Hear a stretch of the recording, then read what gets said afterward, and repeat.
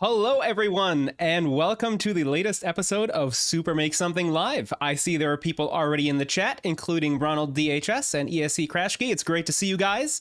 And today we are going to be building the open source mini video player that we saw in the previous Super Make Something episode, which is super exciting. Like always, I'm getting an echo from my phone where I'm monitoring the chat. 1 second, I'm going to mute that guy right there. All right, and now that that is muted, basically, we're going to be walking through and taking a bit of a deep dive today into the assembly process of the open source mini video player.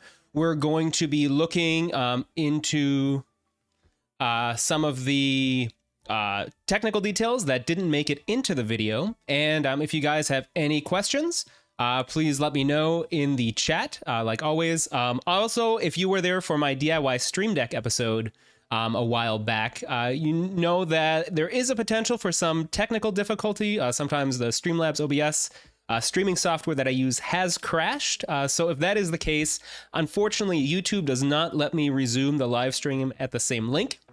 But what I will do is, as soon as any issues are resolved, I will start a new stream and then edit those things together in post. Just as a check, I guess, if Chad could let me know if things are coming through clearly, that would be awesome.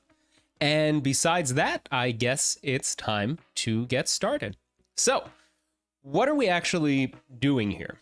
And basically, this entire project was inspired by a build that I saw from YouTuber Guy DuPont, who published a video earlier in January where he built a mini HitClips audio player. Now, for those of you of a certain age that might not remember HitClips, they were basically this tiny pre-MP3 player video player that was able to play up to 30 seconds of your favorite song from a tiny little, I guess, not quite SD card, but some kind of memory card based storage. And really, they were intended as kind of a toy. So back in the day when these came out, I don't think MP3 players were quite the rage that they became in the early 2000s. Everything was still kind of built around CD technology, which, you know, could skip and were maybe like prone to getting your disc scratched. So instead, the Tiger Electronics released these tiny toys where you could basically buy these tiny cartridge of like popular songs, like back in the day, for example, some Backstreet Boys or Britney Spears with Hit Me Baby One More Time. I know was a popular hit clip. And you could pop that into the player and then listen to that same 30-second loop.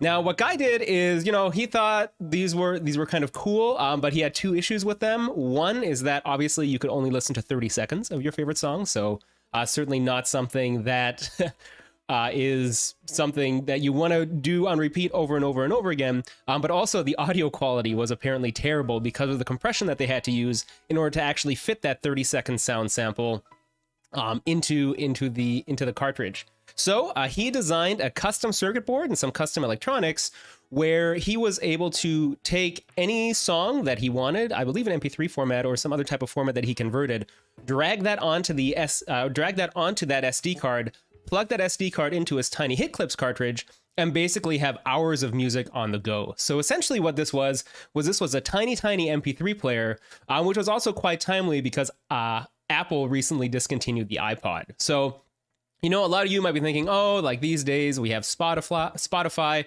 like why do we need something like this? And it turned out that actually I had kind of a personal experience of why having kind of local stored media on you at all times is all good. My wife and I, we took a trip in the spring to go hiking in the desert in Utah, and we were driving back from Moab where we were vacationing back to Salt Lake City. So it was like maybe a 2-3 hour car ride. And of course, that happened to be the day where there was a major worldwide Spotify outage. And we basically had nothing to listen to except trying to surf local radio stations on the way down. So that's definitely kind of a nice example of why it's good to have local media. But this project really got me thinking where, you know, music is cool, and that's definitely one thing. But what if you wanted to watch your favorite TV shows or movies on the go? Could you build something similar?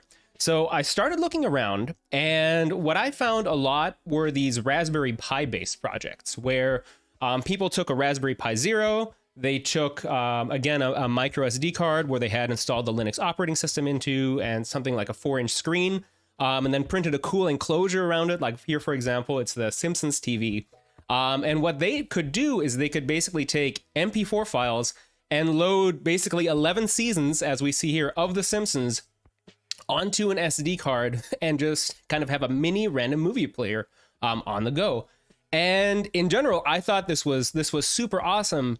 But for me personally, this project had a bit of a problem. So because they're Raspberry Pi based, Raspberry Pi, as you know, is a single board computer that has a full Linux operating system. And really, in order to be able to transfer files to and from that operating system, you need to do things like network configuration. You actually have to set up the Linux operating system to be able to, interface with your screen and be able to play video files on boot. And in general, it's a very powerful platform.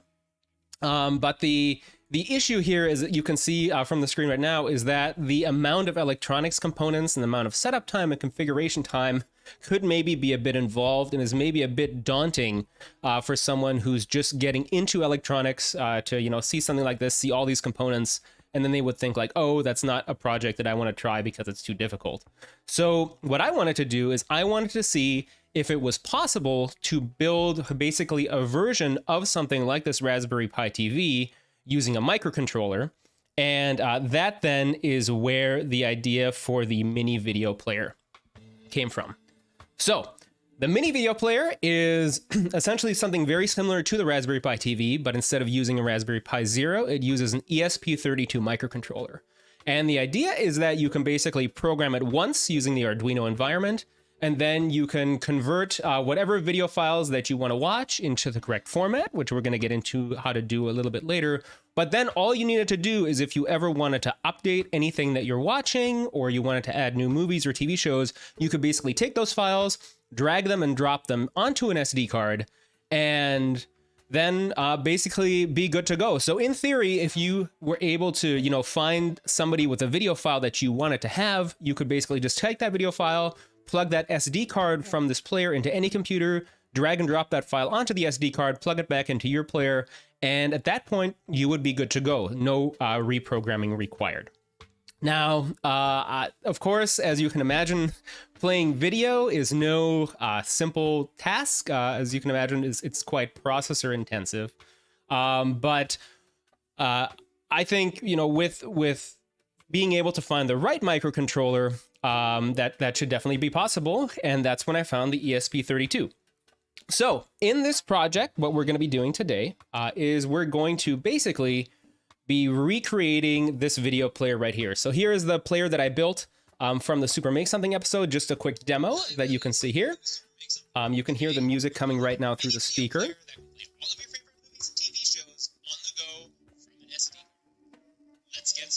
And the idea is basically you have this fully self-contained mini video player on board. So you can adjust the brightness of the screen using a potentiometer.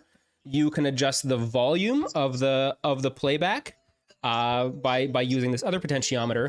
But then also you have this cool feature where it's got a headphone jack that allows you to basically plug in headphones into this headphone jack right here. And then once you do that, the audio stops coming out of the speaker. So what I can do is here, I'll take this up a little bit so you can hear me talking right there. And then as soon as I plug in the headphones, you now hear that this is actually coming through the headphones. So it's a really kind of self-contained little video player. So that's what we're going to be building today. And to get started, I guess let's see how all of these things mount together, mate together. And that is where our circuit board comes in from our circuit board sponsor for today's episode, PCBWay. And in order to make this project as accessible as possible, what I decided to do is to create a custom circuit board where you could buy all of the electronics components that you would need. You could solder them onto this board, and then afterwards simply program your ESP32 microcontroller one time, plug it in, program it, and then just insert whatever SD card you wanted with a media card, and you'd be good to go. So This is the PCB here. Also, I should mention that this project is designed to be a little bit modular in its applications. So both the code and the circuit boards are designed that you can really build 3 different types of configurations for the video player. So there's a bare bones configuration where you just have the ESP32 and an LCD screen with its SD card reader, and that would just allow you to play videos. So for example, that could be used for something like a conference badge, or if you're going to like a programming conference like PyCon or maybe New York Comic Con, and you wanted to have like a dynamic name tag, that would be a cool application for it. You could also use it for something like a cosplay prop, where if you had something that needed a tiny screen that needed to play video, kind of like a mini Pip-Boy or something like that for a Fallout costume, you could use it in something like that. Then there's a secondary configuration that adds the speaker and potentially headphone jack, so you can choose to use both or either of those separately, and the project will still work. That could be used for maybe something like a tiny TV at your desk, maybe some like online weather station, because the ESP32 also has Wi-Fi, so you could potentially pull data from the internet and then dynamically play videos based on the information that you pull online. Really, as H7 Opolo is saying in the chat, the possibilities are really endless for the things that can be used for. I see also Ronald DHS had a question in the chat of whether or not I have designed a case for it. So in this case, I have not yet designed a case. The only thing that I designed for the project episode, switching back really quickly, is this 3D printed standoff plate. And that was really more of kind of like a demo to see, if I could mount all the components on the circuit board correctly.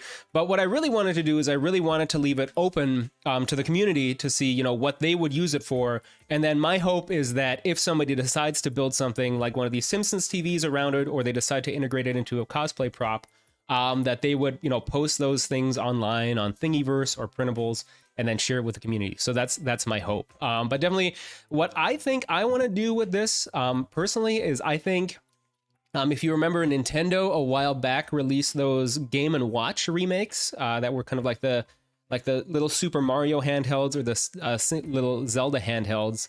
And one of the cool things about those is that they had a clock. And I think building something kind of in that form factor that could maybe dynamically display a clock, but with full motion video in the background. So kind of a Game & Watch with different themes that haven't been released yet.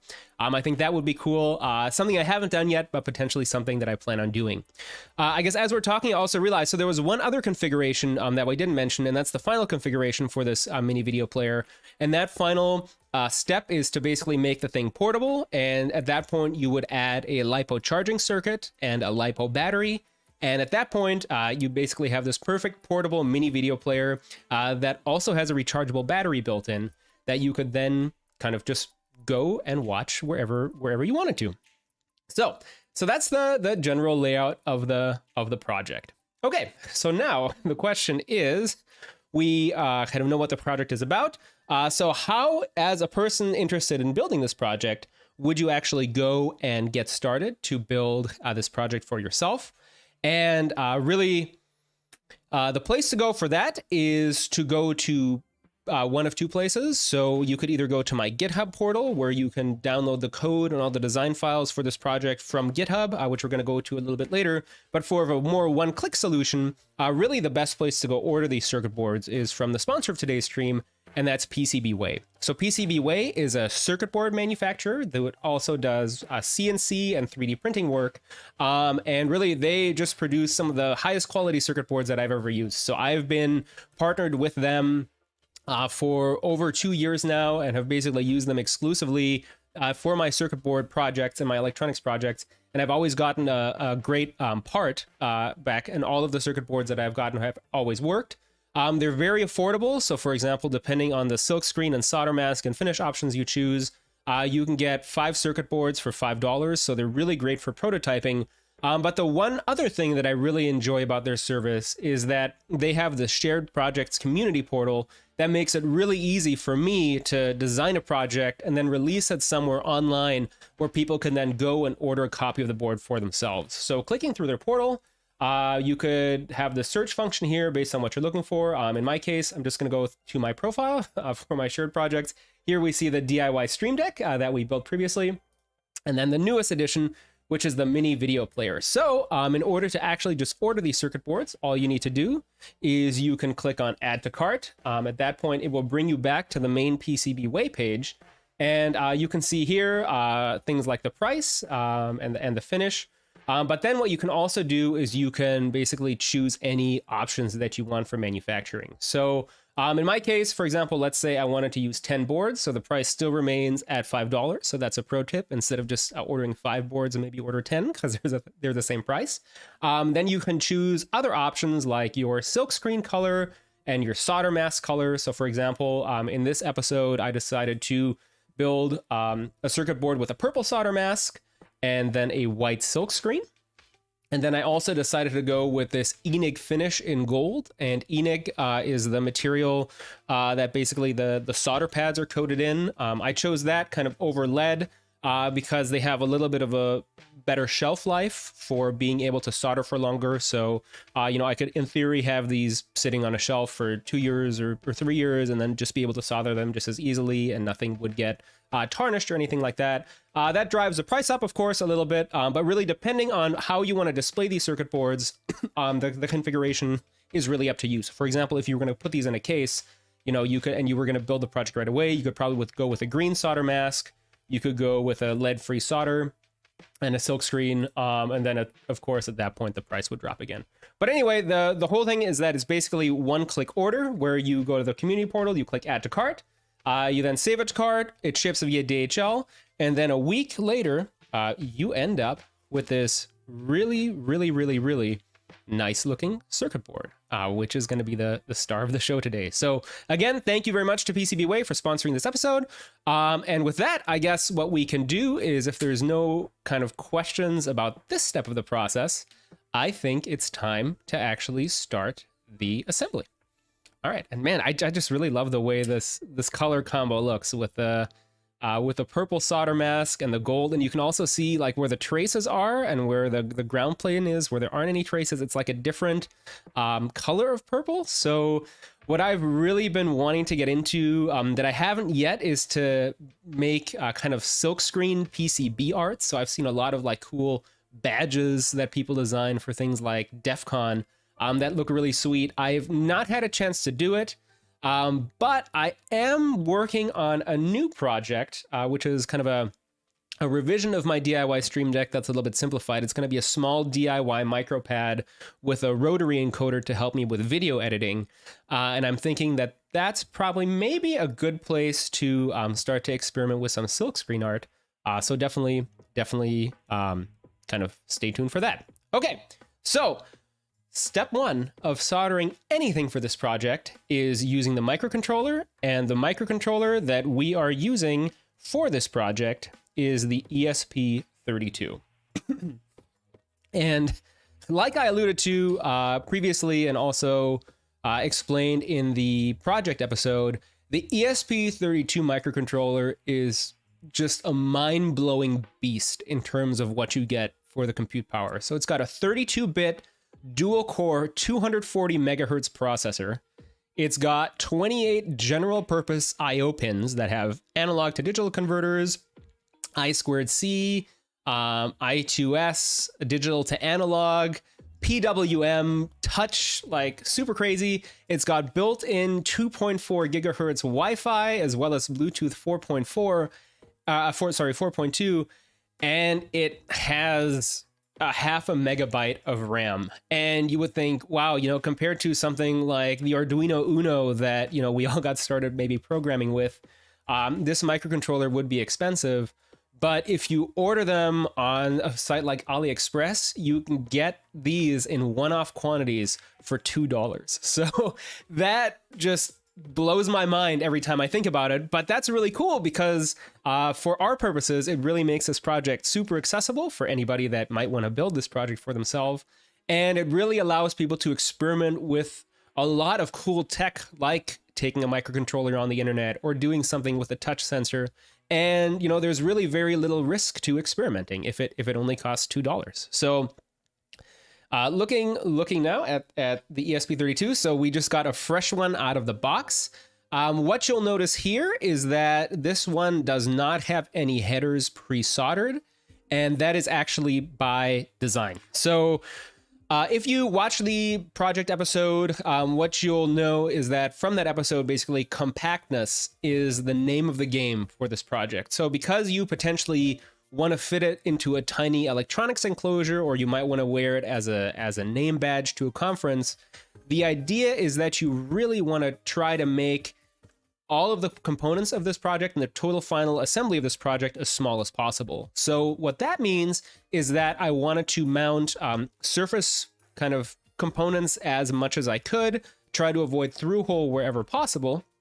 And that means one of two things. So one, that means you have to kind of solder these components in a specific order, because the way that I designed the circuit board is I stacked everything together to kind of make everything as tight vertically as possible. But also that means there's also a necessity to adopt some non-standard soldering techniques. And I just see a question in the comment: did I intentionally set the background lighting to match the color of your PCB? I'm gonna lie and say yes, because all of this was planned. No, I think that's just a happy accident. But actually, that's a really cool point. So thank you for pointing that out. Okay. But okay, so looking at kind of how to solder this. So the way to mount this microcontroller to the board is to mount it as a surface mount component. But you'll notice, unfortunately, that there aren't actually any surface mount features on this board compared to something like a Raspberry Pi Pico. Hold on, which let me grab really quick, which has castellated edges on the side of the board. So let me grab one of those real fast. From my desk over here. So here's a Raspberry Pi Pico for comparison. And what you'll see is that unlike the ESP32, which just has these through holes where you're supposed to put header pins into, the Raspberry Pi Pico has these things called castellated edges. So in addition to having these pointers here, basically the solder pad extends all the way out to the side as well as around the surface of the board.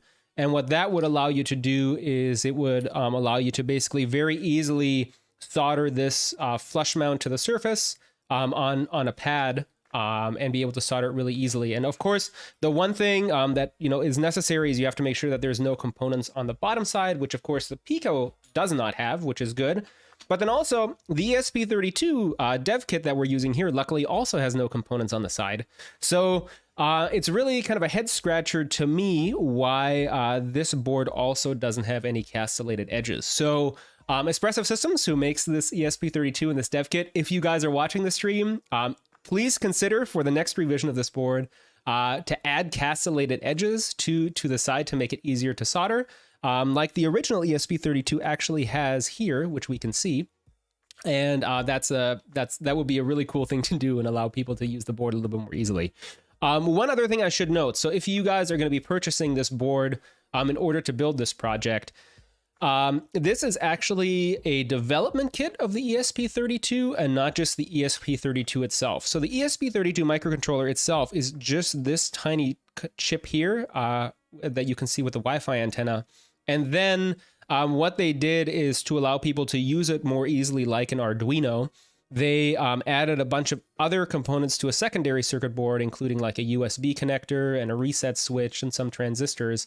And then they soldered the original ESP32 microcontroller onto this breakout board here. So if you are going to be looking to purchase this for yourself, be sure that you buy the dev kit version of the board and not just the ESP32.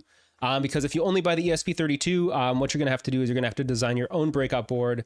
And just from a cost perspective, kind of comparing what the ESP32 costs, which at the time I think I paid $1.50 for, spending the extra 50 cents to get the full dev kit is definitely recommended, just because it gives you a USB connection and all these other cool things.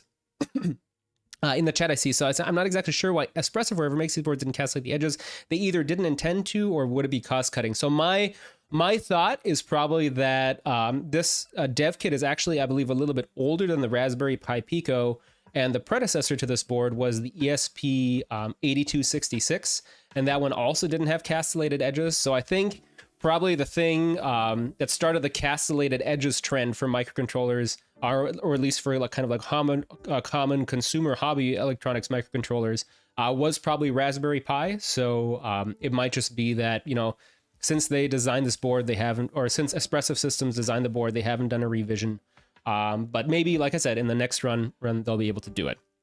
Okay, so, but the point of all of this is that because this doesn't have castellated edges, we have to get a little bit creative in actually soldering this microcontroller to the board, where we have to add a little bit of solder to the pads, and then we also have to flood the through hole with solder in order to bridge that connection, which is a little bit of a hack. So at the time when I was making the project episode, I actually didn't know if that was a legitimate technique. Based on the comments that I got on Twitter, that is not an actual literal technique, but we did decide to name it something called surface mount through hole soldering.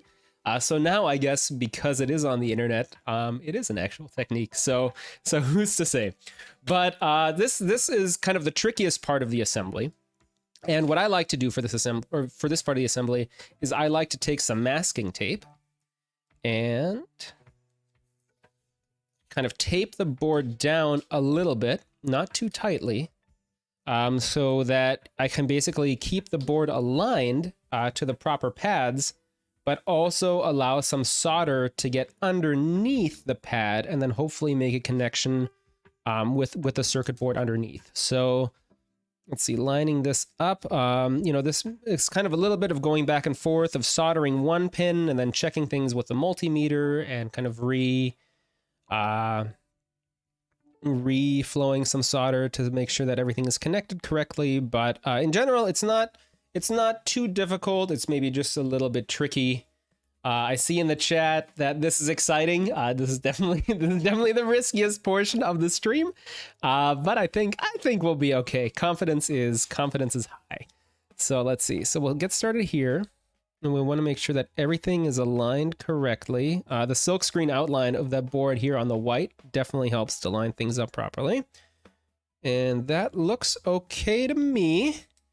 So what I'm going to do is I'm going to turn on my soldering iron here, and I'm basically going to go and solder one pin at a time. And then as we are soldering, I'm going to go and check the continuity with the multimeter just to make sure that we are making connection. The nice thing about this board, though, is, you know, even if you verify that you are making connection, these pins or these pads aren't actually covered by anything in the final build. So in case you do need to do any kind of reflow work to make sure that the electrical connections are solid, that's still easy enough to do after all the other components have been assembled. So, you know, it's a relatively kind of intense soldering procedure, but it's relatively low risk because it is easy to fix. Let me just grab my multimeter really quick off the shelf right here. 1 second.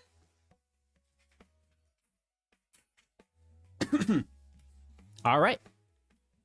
And now let us get started with some soldering. All right. So also, I guess the thing to make sure of is to make sure that the orientation of the board is correct on the breakout board. There's a little bit of a kind of a larger gap between the top surface of the board and the bottom surface of the board with the pins. But in general, the USB connector should point upwards. So that's something to keep in mind maybe as you're doing this assembly for yourself. So, okay, so let's start with this pin here. It looks like that's pin D23. Works for me. And let's go. So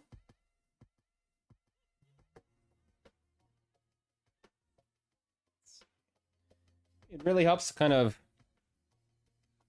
maybe even coat the pad with a little bit of solder first. Let's see.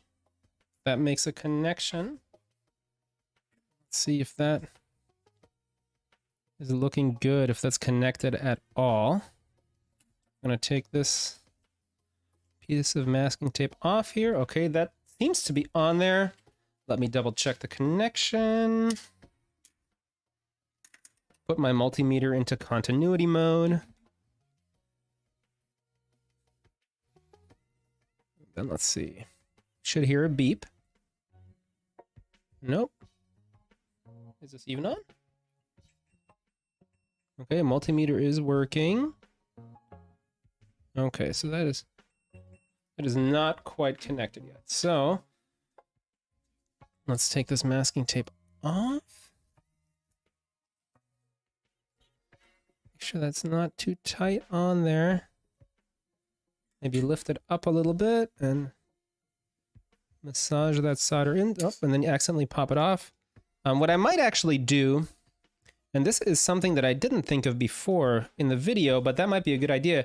If I pre-tin all of these pads and then lay the circuit board on there and then do the reflow, maybe that's the way to go. So maybe let's give that a try. So I have a couple extra circuit boards here that we can experiment with.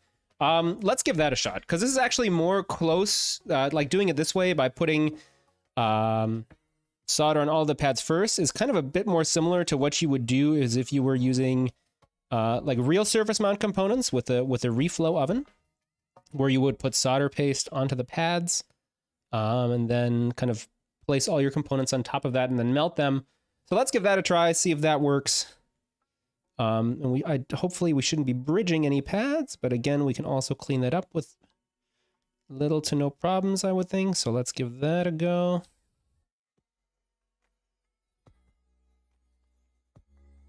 This might actually be an easier way of doing it. I don't know why I didn't think about doing it this way in the project video. Let's see. I guess probably don't want to go too crazy with putting too much solder on the pads, because then the board might sit up a little bit too high and it would flex during soldering. Kind of individual components, that's something that could get a bit tricky. But let's see. Like I said, we have spare circuit boards in case this experiment is a horrible failure.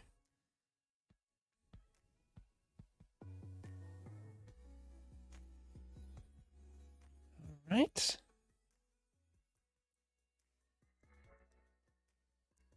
That's a nice thing about this Enig finish. It's so easy for me to solder. I just love everything about this. Plus it's gold, so it looks super fancy. Who doesn't love that? Let's see. I have a question. Am I really live? To which I want to say either yes, or I am very good at deep faking videos. No, I'm just kidding. Yes, we are absolutely live. I promise. I'm responding to the chat. Let's see. Here we go. Now let's give this a go. Yes, I promise that I am live. All right, here we go. We're going to melt these this way. Is that going to work?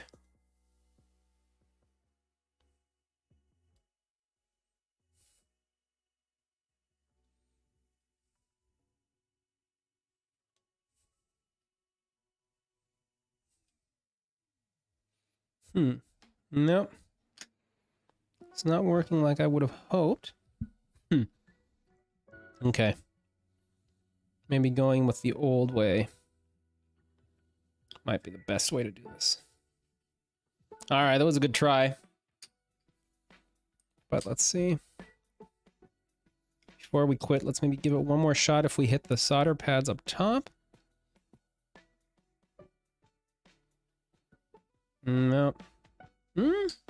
Oh?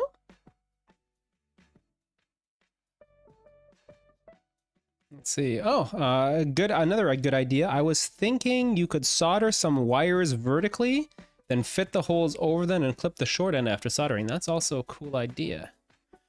Another comment, maybe pre-tinning the pads would help as well.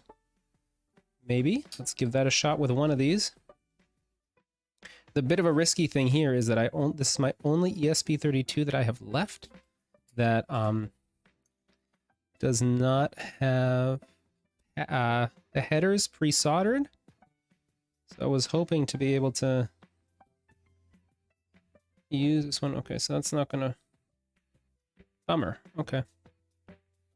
Looks like that's not gonna work either, so it just looks like we're just gonna have to do this manually. Do it the old way like we did in the video. So let me grab a new board, clean those up later. And let me add solder here. guess once one of these is on, it actually gets a little bit easier.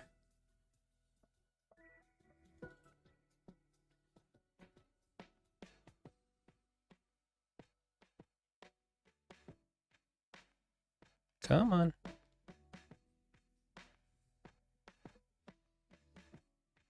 There's one. Let me do the other side as well.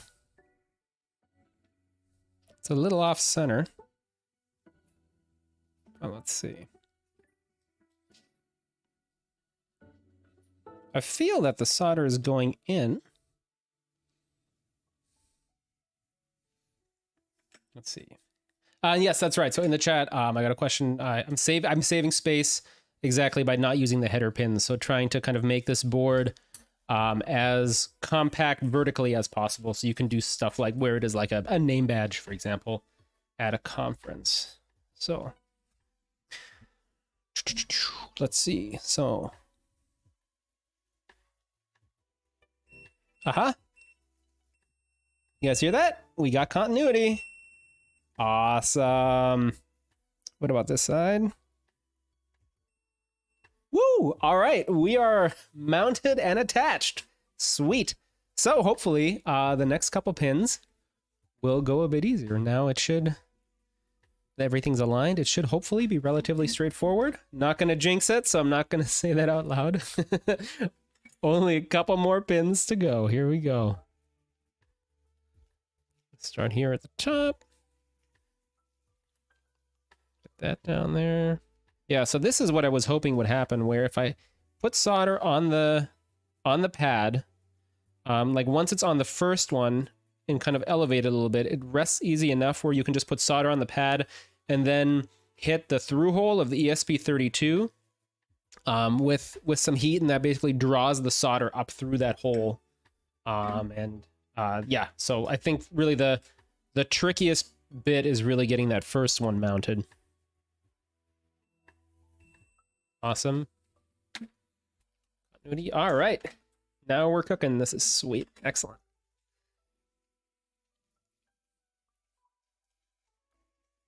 Don't let anybody ever tell you that electronics work isn't exciting and riveting television.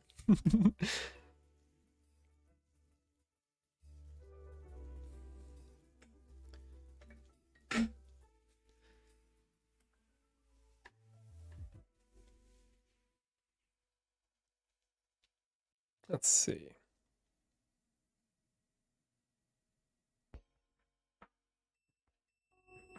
That one's there too? Okay, cool.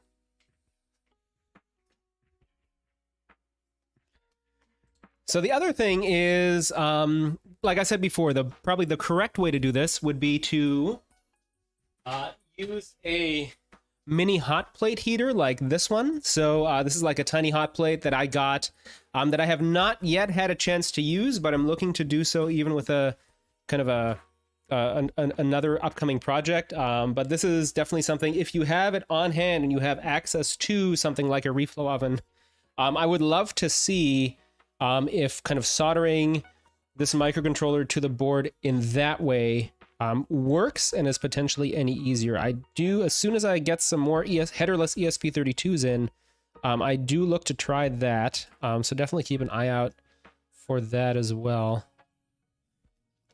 And what I'm going to do now is just to speed things up a little bit, I'm just going to put solder on each of these pads, and I'll check continuity later. Just go back in with a soldering iron and then remelt them as necessary. Alrighty.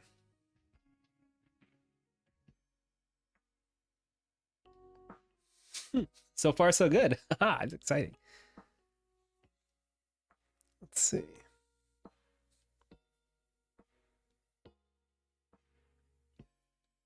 Also exciting that, excuse me, it's always difficult to solder things in a way so that you don't obstruct the camera. So you'll see me actually peeking behind the camera here to try to get a good look at things. If you're assembling these not on camera, hopefully things should be a bit easier for you, just because you'll have a bit of a a clearer view of what you're actually working on.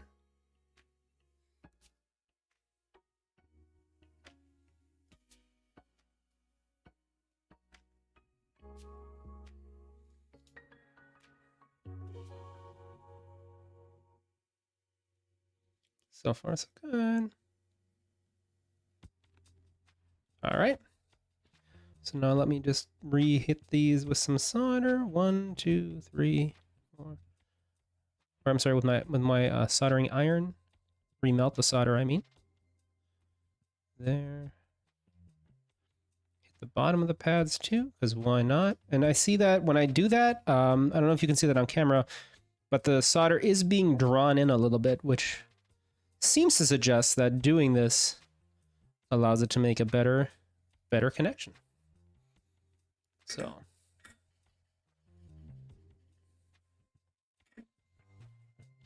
let me check continuity.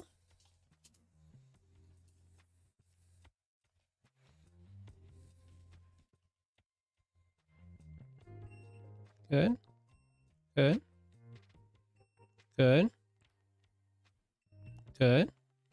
Yep.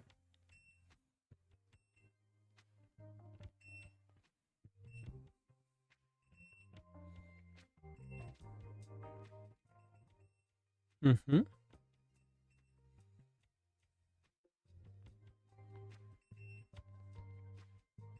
All right. This side looks good. Sweet. Now time to do it the other side. Let's see what's going on in the chat here. So the not using headers for height reduction is a great point. Since I once made a watch, oh, I bet that is also definitely where compactness is critical. Let's see. Do some gang soldering, hold the solder pins and solder iron, run through all of them at once. Yep, exactly. And have I tried heating the pad with the iron and put the solder through the through holes? Yes. So we tried that at the beginning a little bit. That didn't work as well as I wanted it to, but basically it seems that the trickiest bits is just to get one of these connected, and then the board kind of sits a little bit higher off the pads and creates some vertical clearance between the board and the rest of the pads, and that allows the solder to flow through. So that seems to be, I think, the best way to go about this. See. Are these connected? No, on the other side.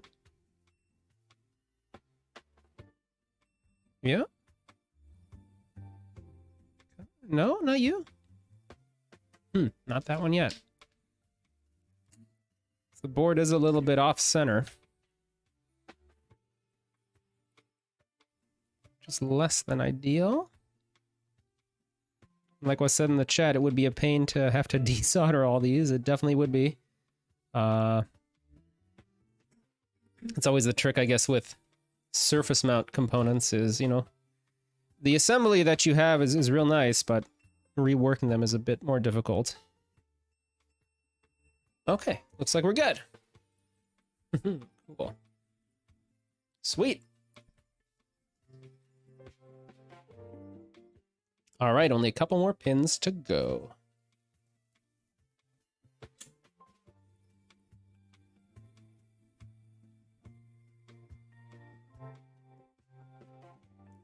I'll start by putting solder maybe the through holes of all of these guys.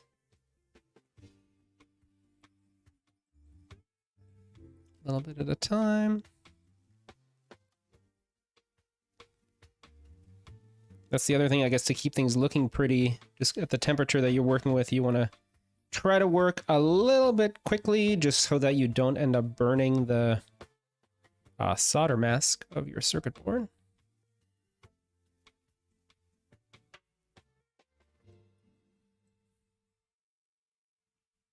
That's too bad that pre-tinning all these holes didn't work, or all these pads didn't work. That would have been a cool way to do this a bit more quickly, but oh well.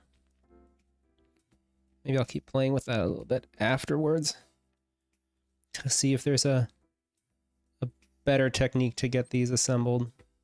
Like I said, this is definitely the trickiest part of this project. So once this is done, all the rest of the components are through hole.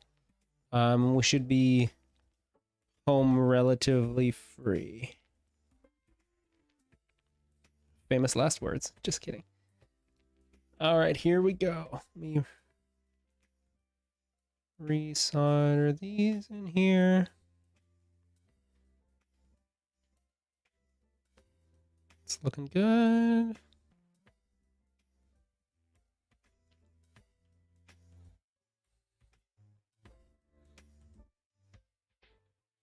Solder is being drawn in also, which is good.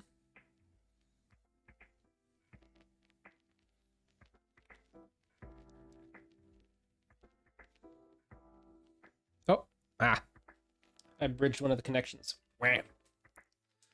Let me go and clean that up with some solder wick. That happens. Going too fast, I guess. Lost focus there for a second. Okay. All right. Let's see.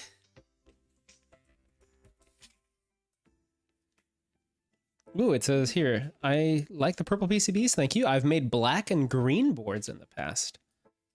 That'd be a cool color combo, black and green. Yeah, definitely. Like to do some silkscreen or PCB art. That's definitely something that looks like a lot of fun that I want to try. Okay, connected. Connected. Connected. Not connected.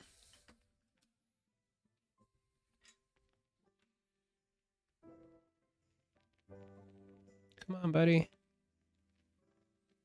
You know you want to.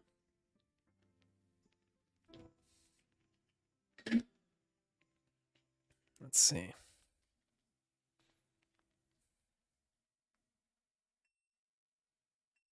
Here we go. No?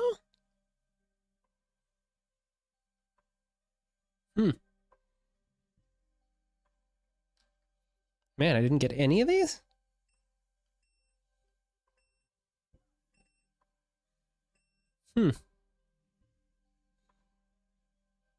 Weird. I wonder if the board's not perfectly level. Huh. I missed apparently all of these. Let's try again.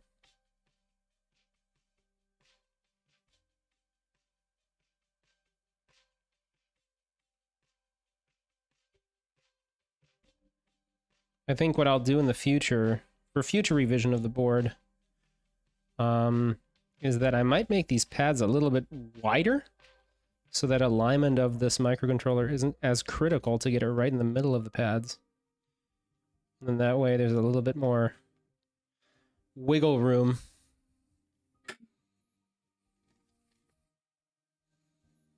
Let's see.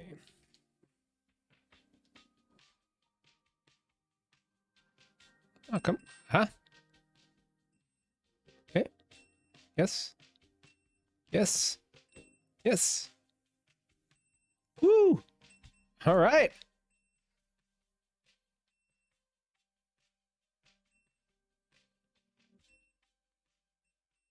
Whoa, we did it! All right, I'm gonna play the victory fanfare from Final Fantasy.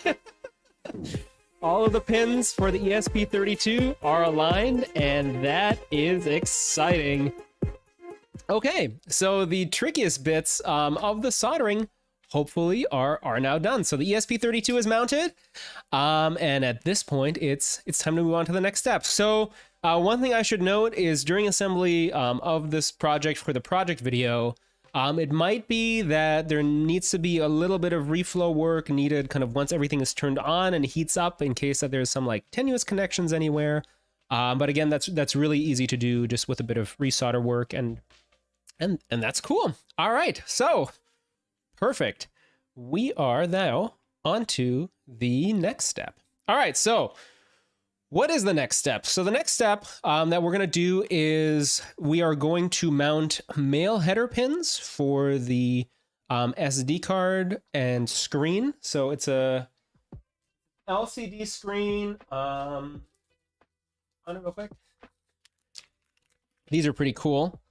There's a 1.8 inch TFT screen, LCD screen that's driven by SPI. It's got 128 by 160 resolution. Cost for this component is like, at least when I bought it, I think was $3. But the cool thing about this is that it also has an SD card slot built right in, a full-size SD card slot, which is really cool because that's one less component that you then have to source manually and by yourself. Unfortunately, with these, there is some desoldering work required. So at least the ones that I was able to find, they already all came with the LCD screen headers pre-soldered, but not the SD card pins. And I'm assuming that the reason that is because usually, I mean, when you buy a screen like this, you know, you're obviously going to need those headers pre-soldered. In our case, because of the assembly order and kind of stacking components vertically is so important, we unfortunately cannot use those pins. So we have to manually solder in male headers here and here. And then also for the audio controller breakout board. And the reason we have to do that specifically is that some of the components with the male headers, so like here and here, some of the pins, the through-hole pins for some of these components sit underneath the SD card screen. So here you can see, for example, the leads for the potentiometers that we're going to be using for the brightness and the volume. So what we're going to have to do is we're going to have to solder in male header pins independently, solder on all of our other components, and then as a final step, solder on the LCD screen, and then solder on the audio amplifier board once everything is attached. So, all right, so let's actually just go ahead and save the desoldering of the LCD screen for a bit later. Just to make some progress, let's go ahead and solder on some of these male header pins. The nice thing about the ESP32 actually is if you order it, even if it's desoldered, it usually comes with a spare set of headers. So if that's the case, then you could, yeah, just reuse these and potentially not have to buy any other male headers. We have a question here in the chat. So Super makes something. Would it be easy enough to use a larger screen with the same resolution as it is SPI driven? And yes, it would. We're going to go into that a little bit later when we talk about the video codec that is being used for this project. But at least from a usability standpoint, because it's SPI driven, you would be able to use a larger screen. The only issue is that the microcontroller, when displaying video, has to update every pixel individually on the screen. So the playback frame rate that you would get might be a little bit less. But yeah, we're going to cover that in a little bit when we get to the video encoding portion of the project. So definitely hold tight. That's a great question. All right, so counting these out here, let's see what we need. 1, 2, 3. This way so I can point and not lose count. 1, 2, 3, 4, 5, 6, 7, 8. All right, so let's do that. 1, 2, 3, 4, 5, 6, 7, 8. The trick is to break it off right where you need to. I think I broke off too many. Yep, of course. You always bring up slightly more than you intend to, but no problem. We're actually going to need these little bits here later on for the audio amplifier board because the through-hole placement on that board for some reason is really strange. So, but okay. For now, what we'll do is we're going to put the headers in like this. So one thing that you want to make sure of is that just like in the full project assembly, these male header pins point up just because they're going to help, or I'm sorry, these plastic kind of nubs on the male header pins point up towards the screen just because that will help to support the LCD screen a little bit and make it more a little bit more robust. Actually, the SD card slot, this is also interesting when mounted this way, is a bit thicker depth-wise than just the male header pins. So everything is actually resting on the SD card, which is kind of nice because it's a kind of a wide area of contact. So the screen has good support. But just in case there are some tolerance issues, maybe with somehow the parts are manufactured, definitely when you solder these, make sure that the plastic bits on these male header pins point upwards and then would be located underneath the screen to be able to support everything.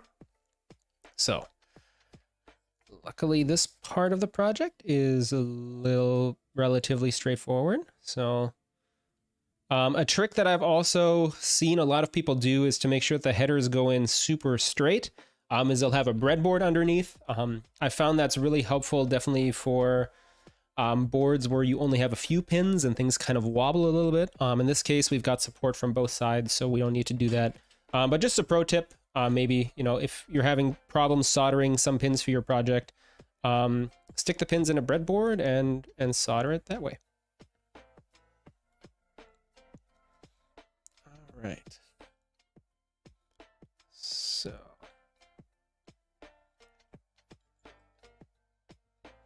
Again, thank you. I've seen that the number of viewers has also grown since we have started, so thank you so much for tuning in and checking out this mini video player project build.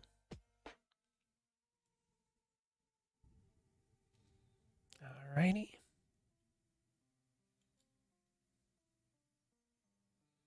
It's one side. I did bridge some pins here. We're going to go clean that up in a second. I'm just going to get the other pins in first from the side. There. Yeah, and I mean, this is, like I said, there's so many pins for these LCD screens that everything is relatively stable. And as we saw from soldering the microcontroller to the board, basically the first pin is the hardest, and then once kind of everything is locked in, you always have a bit of an easier time for the rest of them. So there we go.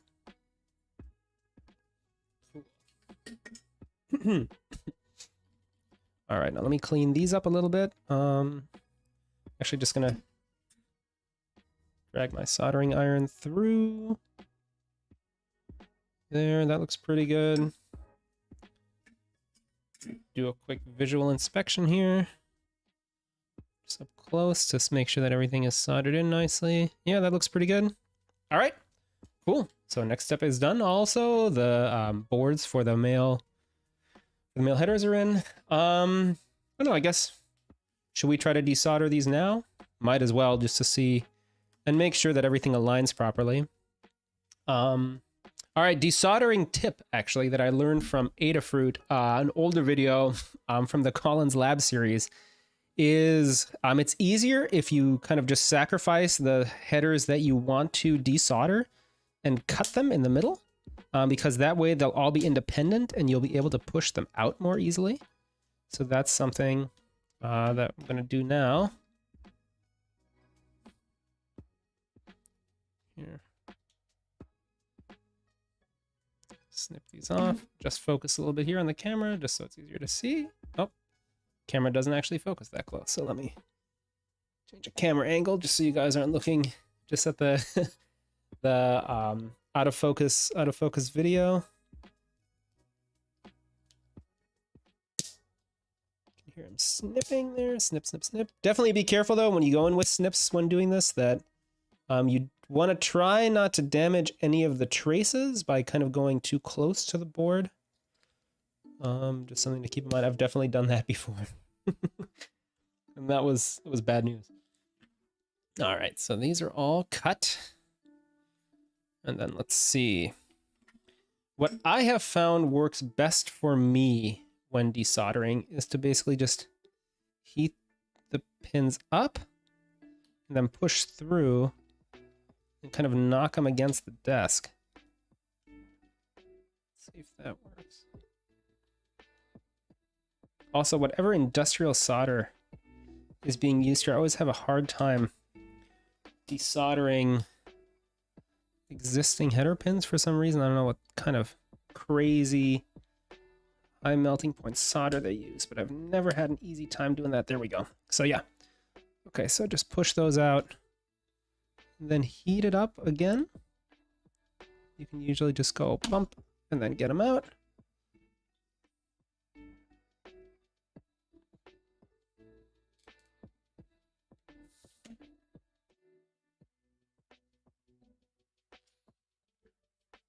Also using, I'm seeing now in my soldering iron, it's kind of a broader tip. Using a finer point soldering iron would probably be easier, because then you could kind of poke the the header in the hole, and then I'm sorry, the tip into the soldering hole there into the header hole, and then get it out. Another thing that I've also heard about and have good success with, if you actually counterintuitively add a little bit of solder, it has an easier time remelting. EDL makes a good point. First, we were struggling to solder everything in, and now we're struggling to get everything desoldered. That is true.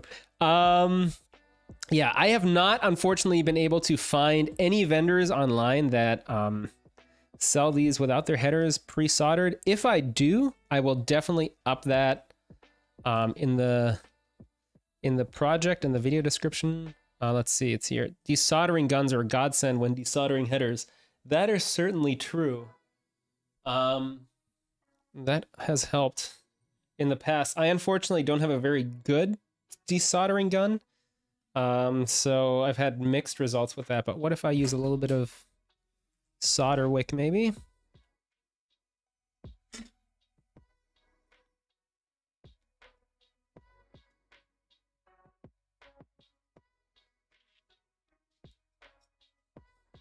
Come on.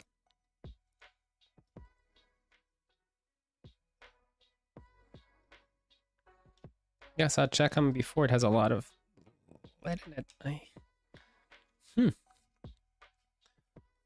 Let me see really quick. I have another iron here that's battery powered that has a finer point. 1 second.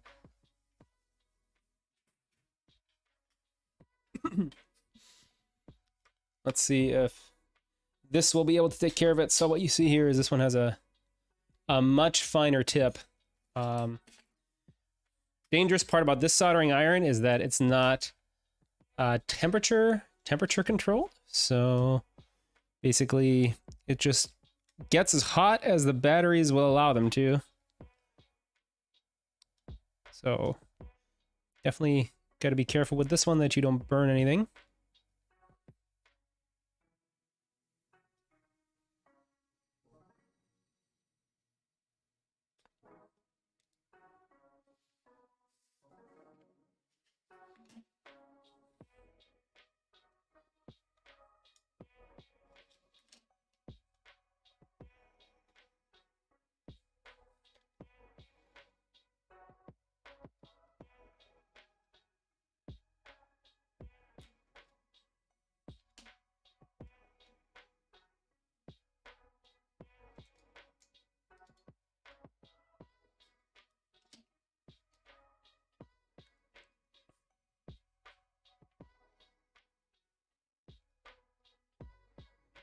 Come on.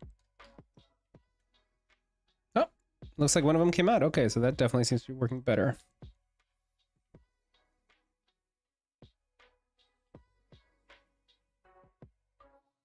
If I get hot, melt the solder. Push the pin through.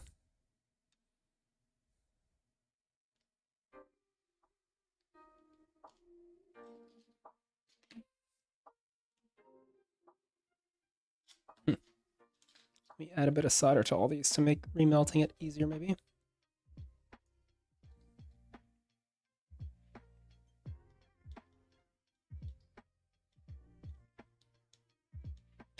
Oh yeah, that definitely seems to help.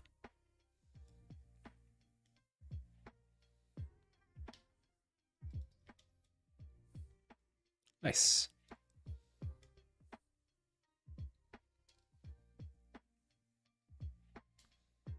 All right, 2 down. There we go. Nice. All right, here we go.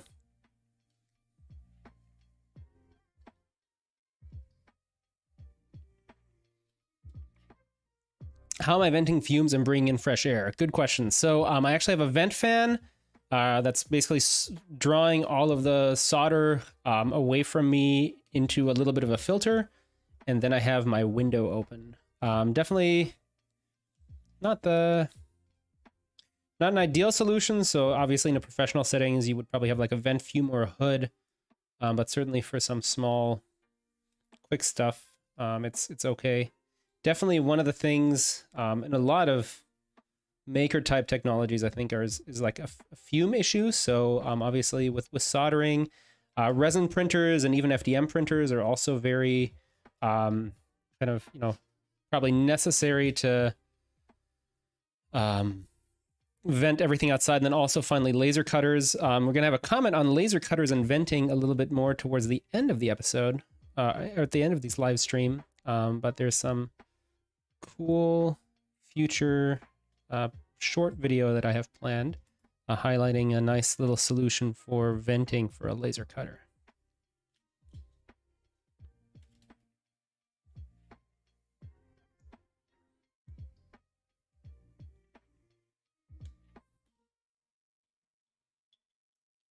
All right. 3 pins to go.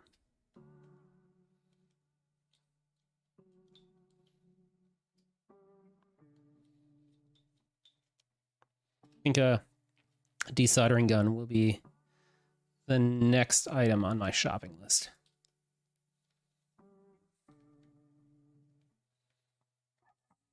Last pin.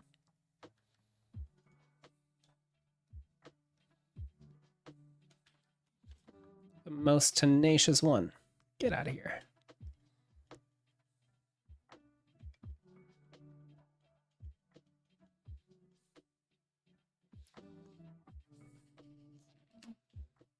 This is where it would also help to have maybe 3 arms or 3 hands. Oh, I actually have 2 left. This one hiding.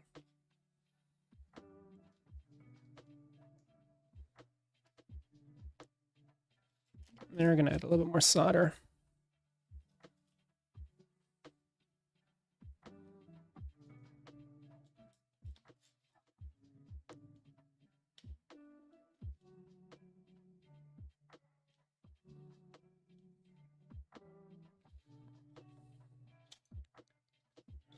Come on, guy.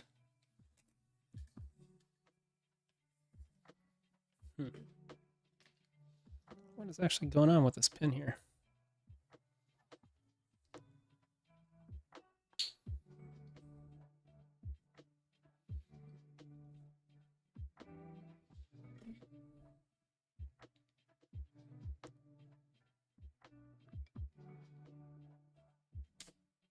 All right, that one's out. Nope, still not out. Jeez.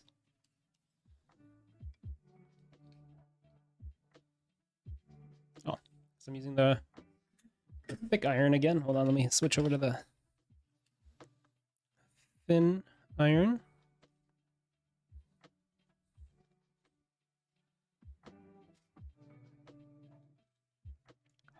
Question in the chat: how often do I live stream? So usually I am live whenever I do one of these electronics projects. So the kind of main focus of my channel are DIY electronics projects or 3D printing projects. And then what I like to do is whenever I have like an electronics project or a project that would be good to maybe do a deep dive into some of the more technical details, I'll do a live stream like this. Typically that's maybe average about 2 or 3 a year-ish, maybe, but certainly I do enjoy it and definitely will be something that I'm interested in doing more. I know right now there's a big kind of question in all the streamer community, like what the best platform is. I personally, I guess, like YouTube because it makes sure that, it connects my project episode to the live streams that I do, but I know, I guess, also Twitch is an option and things like that, but I've never actually streamed on Twitch. So, if I guess people are familiar with that platform and have comments on that about whether that might be a better or worse place to stream, yeah, please let me know. Would love to hear your thoughts because I have very little experience in that area, actually.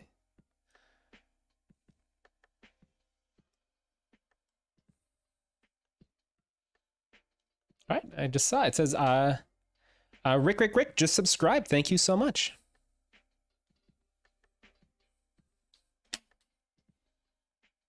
Ooh, a suggestion for a multi-platform stream. That would be cool. Not something I've thought of, but that would be interesting. Wonder how tricky it would be to manage multiple chat feeds, or if there's a way to kind of aggregate all of the chats into one. All right, so good news is we got all of our headers out. I think without, ouch, that was hot. Ouch, yikes, who knew? Without burning any of our pads, that's good. Right now I'm just cleaning up some of the leftover solder in some of these through holes.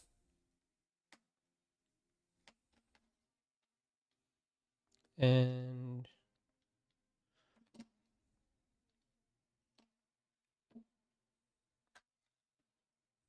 let's see.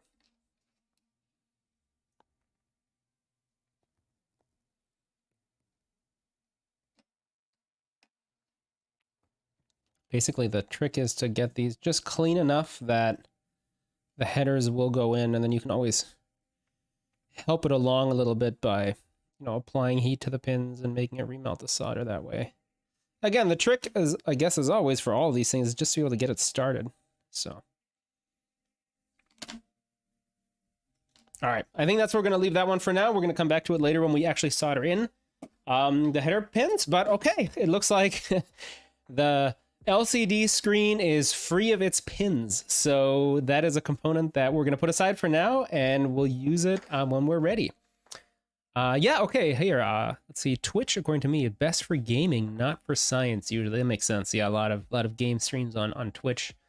And OBS, based on experience, allows multi-platform easily. I will definitely check that out. That is something that I download and use for OBS itself is something I use for capturing all of my screens in a project video. I've never actually used it for streaming, but I think that's primarily just because back in the day I set up my my stream in Streamlabs OBS and I've actually never transitioned it over. So something maybe to consider for the future.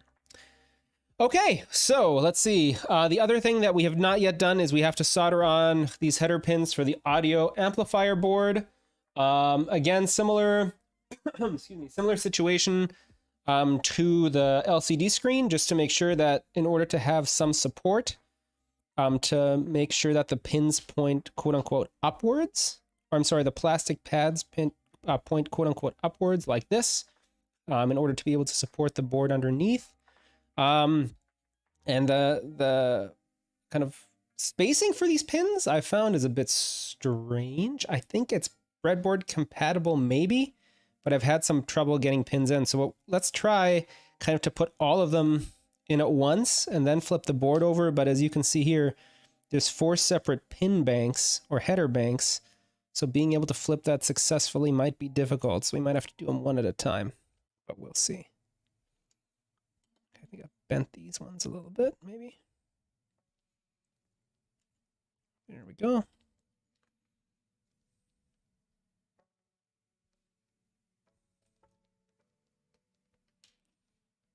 Oh, it says I can't find the SPI screen for $3. Oh no! So what does it cost now? I guess if you've taken a look, I haven't looked in a while. Be interested to see what they cost now. Certainly, prices for electronic components have gone up in the past, pretty drastically. I guess the prime example of that being the Raspberry Pi. It's really hard to find a Pi 4, especially at a reasonable price these days. All right, and let me see. So one thing. Oh, $12.99 on Amazon. Okay, so I did not purchase these through Amazon. Certainly, I guess the Amazon links in the video description help because they are affiliate links, but a lot of these components, the one-off components, especially electronic ones, actually came from AliExpress. So depending on what budget you are on, might be a good place to check out as well, just to, you know, have a second one. Okay, so one thing also that looks like I've done here. So I actually made sure that the long end of the crap, now I lost some of my header pins. That the long end of the header pins pokes through the bottom of the board. Again, that just saves a little bit of work later on down the line where you don't have to snip off any of the extra pins, but either way is really fine. But yeah, maybe if you put the long end or the short end through, that might save you another couple of millimeters. I don't know, or maybe some extra work. It does. I guess it doesn't really seem to matter that much, at least. All right, so we're going to solder in these male header pins.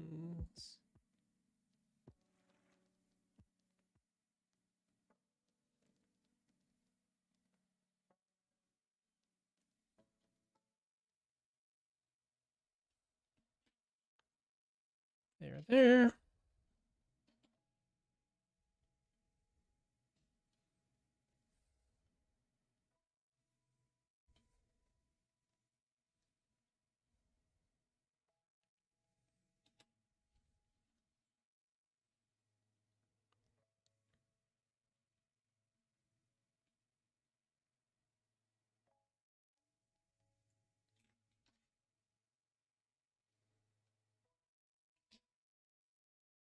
Taking a peek here, these all look like they're soldered okay.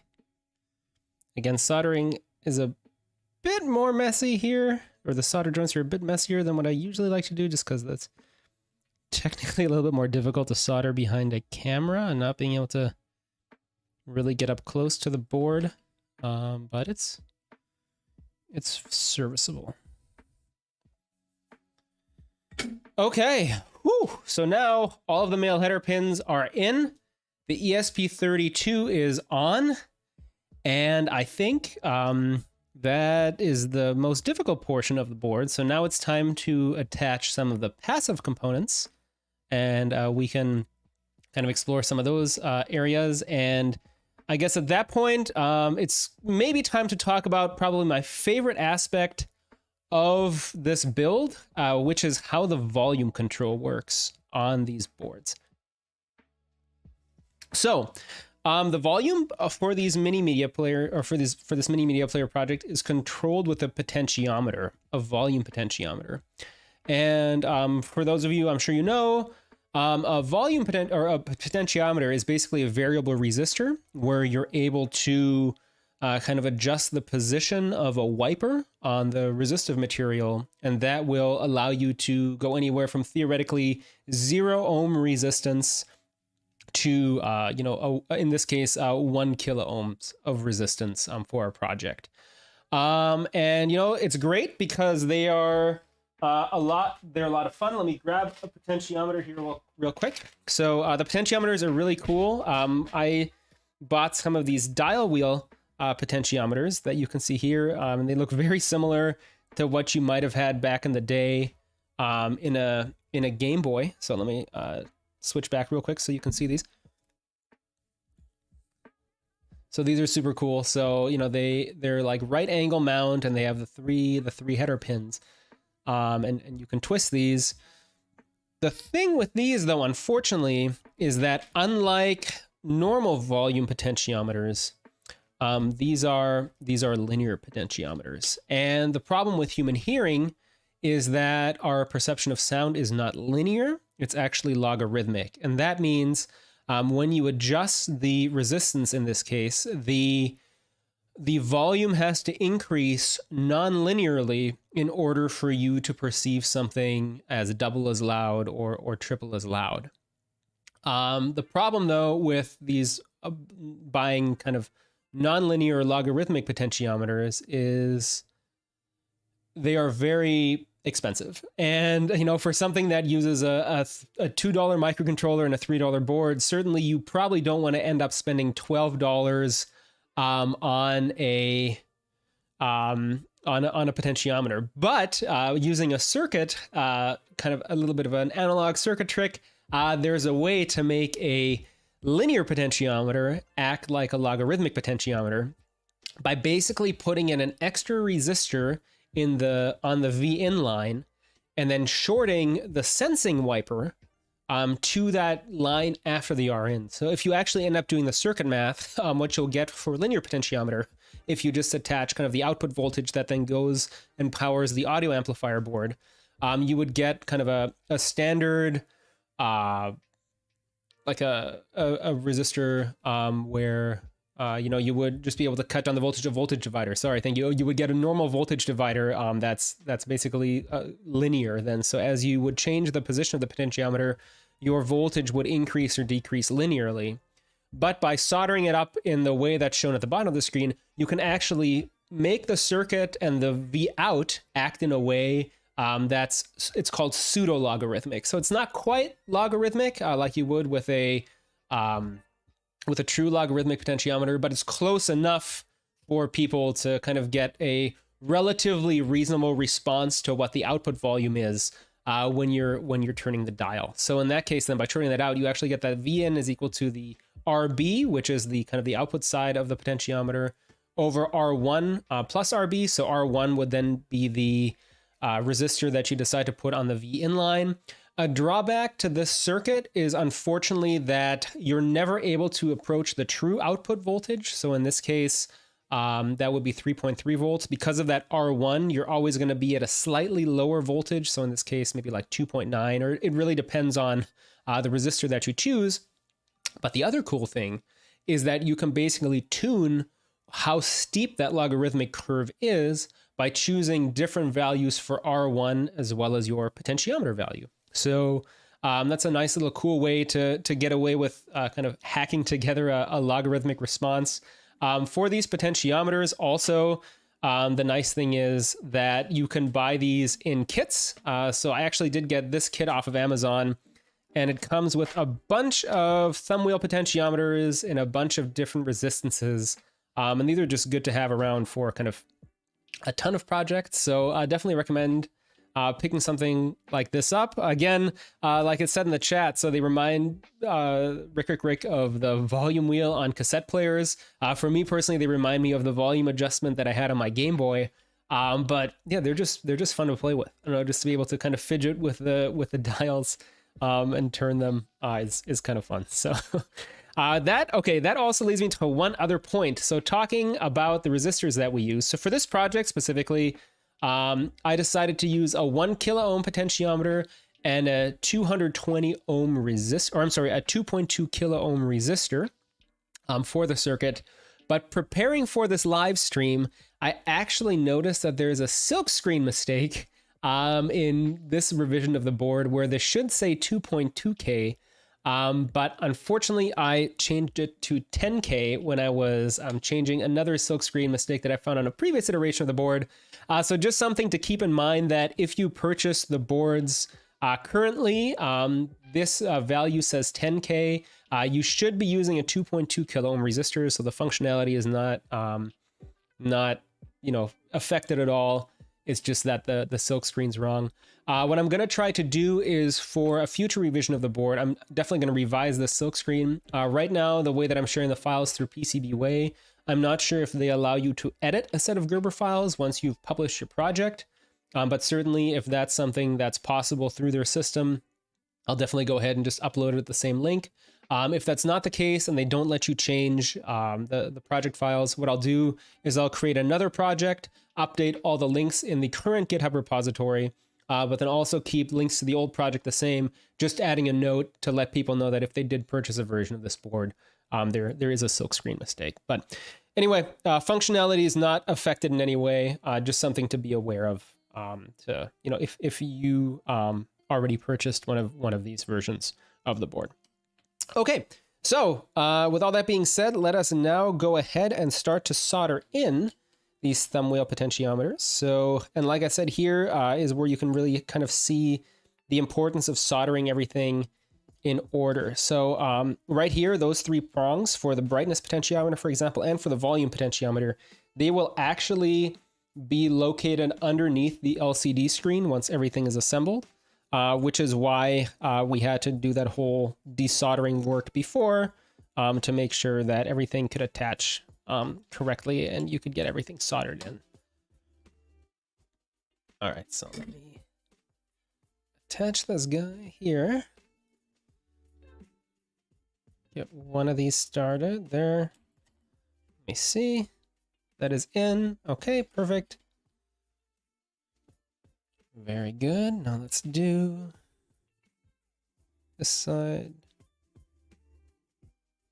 So you'll notice also there's two potentiometers. One is for brightness. The brightness in this setup actually just works linearly like a normal linear potentiometer. That's just connected to the to the LED input line of the LCD screen to adjust the brightness of the backlight screen. So I said, there's a question in chat. H7OPOLO says, you said a 10K doesn't change the operation, even though it's supposed to be 2.2 kilo ohms. Sorry. So yes, it would change the operation if you soldered in a 10 kilo ohm resistor in this situation. What I meant was just that the label is wrong. So you should, in fact, solder in a 2.2 kilo ohm resistor here and ignore the fact that it says 10K. The 10K is just a labeling mistake. So alternatively, of course, too, if you have a potentiometer with a different resistance, you can really solder in any resistor here that you want, depending on the pseudo-logarithmic response that you want. You would just have to kind of run through the math of that circuit to plug in your appropriate values to make sure that you're getting the response that you're looking for your volume control. All right, so one potentiometer down. Time for the next one.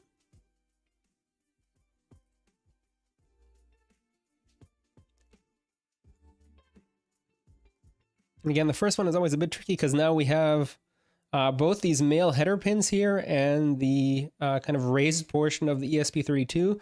So in order to solder this in, you kind of have to support the potentiometer from the bottom a little bit just to get the first pin in. And then once it's kind of firmly attached, you can just remelt it and push it in a little bit better. So here, we're going to do that now. So the first time I actually assembled this player, as I was testing things out, I accidentally soldered, I got so trigger happy that I soldered the screen first before soldering anything else, and then I tried to get underneath and solder the potentiometer back on, and that just didn't work. So again, just to highlight the order of importance, or the kind of how important it is to solder things in order, just because, again, to try to keep everything as compact as possible.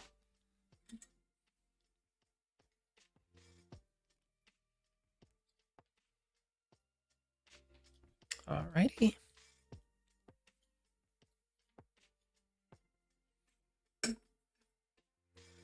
So yes, so they do sell, looking at the chat, they do sell logarithmic potentiometers. They are a bit more expensive.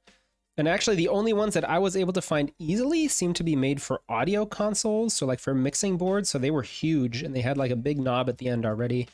And that was kind of too big for this project. Again, trying to keep things small. So this is kind of like the compromise that I decided to go with. So, okay, perfect. So these are in. Excellent. Now, on topic of audio, let us also take a look at this guy. So this is the headphone jack. This is also something that I really enjoy about this project. And personally, for me, this is cool because inside here, these leads, when you insert a headphone or a headphone plug, the metal contacts will actually move left or right to make contact with different traces on the circuit board. So what I did here in the design is basically design the circuit layout in such a way that when the headphone jack gets plugged in, the audio from the speaker gets cut off, and vice versa. When you remove the headphone jack, the audio then gets rerouted to the speaker. So that was kind of a fun little feature that you get for free just by laying out your circuit board in a certain way. And that's another one of my favorite things about this, is that you can basically just plug and unplug stuff. And it's kind of fun to do. In the chat, it says, hello from Turkey. Hello to you. Thank you so much for tuning in. It must be late for you. So thank you for tuning in at your time of day. I appreciate it. But yeah, this little switching headphone thing is super cool. I guess, granted, that probably means, since it's an actual physical switch, it has some kind of shelf life in terms of like how often you can actually switch things back and forth. But I mean, unless you're, plugging in your headphones again and again and on and off again, it's probably fine. Okay, so that looks like it's soldered. Let me double check to make sure. Yep, nothing is bridged. All right. And now it's time to solder in some buttons. These push buttons, as the name suggests, basically lets you play the next file or the previous file. It just goes back and forth. So the way the code actually works is it'll just kind of play video files in the order of file name that's stored on the micro SD card.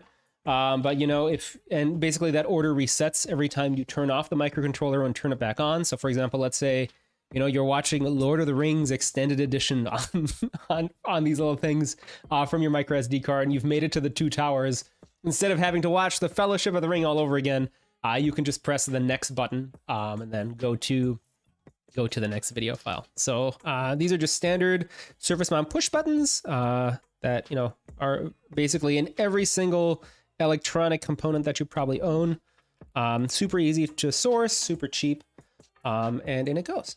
So, all right, question in the chat. So let's see, how did I learn all this stuff? So yeah, good question. So my background is actually in mechanical engineering originally. So I have an undergrad degree in mechanical engineering and a master's degree in mechanical engineering. And I didn't actually get into any of the electronics work until I was in grad school for a PhD in robotics. So the school that I went to had a class called systems engineering, and I really, really thought that was a cool class.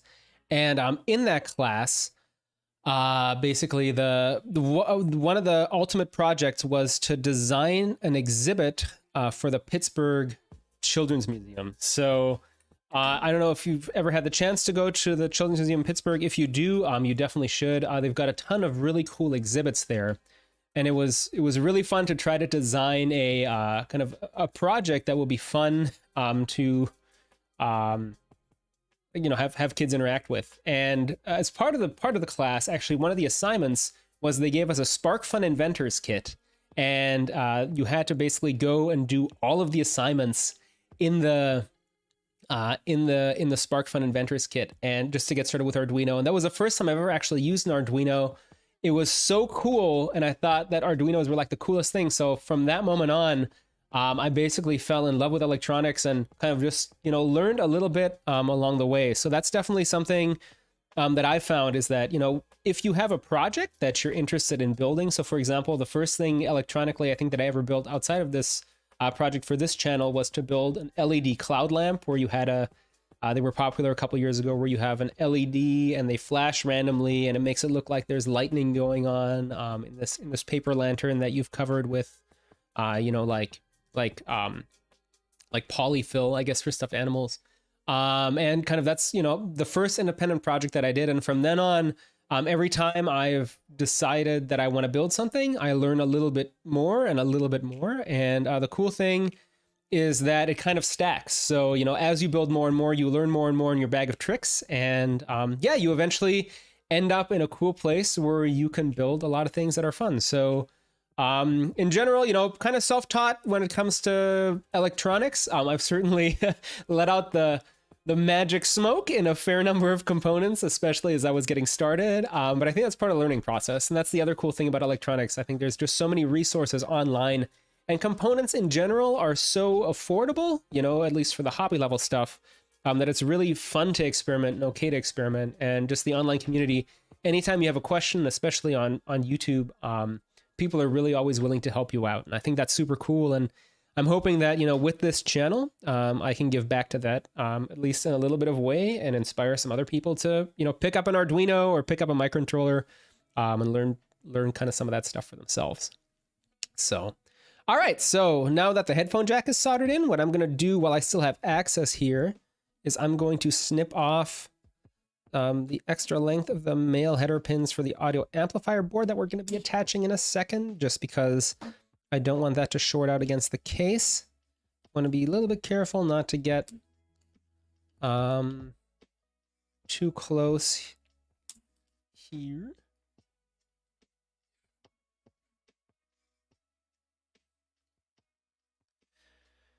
Let's see. Got a question here. In grade 12, looking for a foreign college. Do you have any recommendation for a mechatronic engineer bachelor's degree?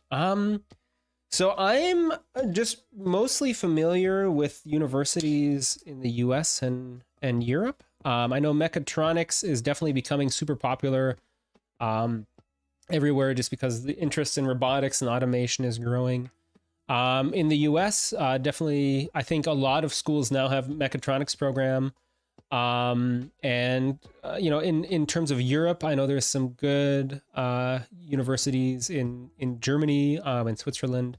But I think, like I said, kind of mechatronics is becoming a very common field. So I unfortunately don't have any specific country-specific recommendations. But you know, if somebody else in the chat does, definitely please feel free to send them along in the way. And then if somebody looks back at this chat, you know, interested in kind of pursuing that further, then yeah, definitely they'll be able to reference that. Okay, so let me see. So this is all soldered in. The next thing is let's solder in that 2.2 kilo ohm resistor. So I'm going to grab my box of resistors. And it says, so when did I decide to become a content creator or sharing my projects? Yeah, so I decided to start to get into electronics right after that systems engineering class. And I really wanted to kind of, as I was experimenting, find a way to be able to document what I was working on and, you know, just be able to make sure that I could share that knowledge with others. And I kind of thought about some different things that I wanted to how to share the content. And kind of at the popular at the time were blog entries, but I thought, you know, in terms of like blogs, yeah, they're helpful, but they're maybe a little bit more difficult to find. And I found myself as I was learning Arduino, to really be turning to YouTube a lot. So I thought that that was like a really nice way to give back. Also, hopefully, where, you know, people like me would be able to find kind of a reference maybe through one of my project as I was working through that. So YouTube seemed like the natural fit. As I was getting started, actually, the two most popular kind of electronics channels that I've watched is there's a guy, a maker, his name is Ben Heck or Benjamin Heckendorn. He used to have a show on Element 13, the electronics manufacturer, and he built like a bunch of cool projects, and that was a lot of help. And I wanted to do something like that. The other channel that I really watched a lot, kind of starting out, was I Like to Make Stuff. He's another popular YouTuber, and he sometimes had Arduino projects that were inspiring. So those were kind of the two of the big references that I've used that kind of naturally led me to also start making videos for YouTube. Let's see. All right, so next let's do the on and off switch.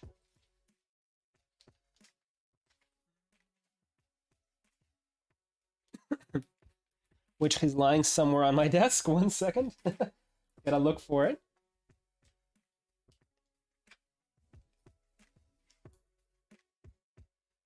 Aha, found it. Excellent.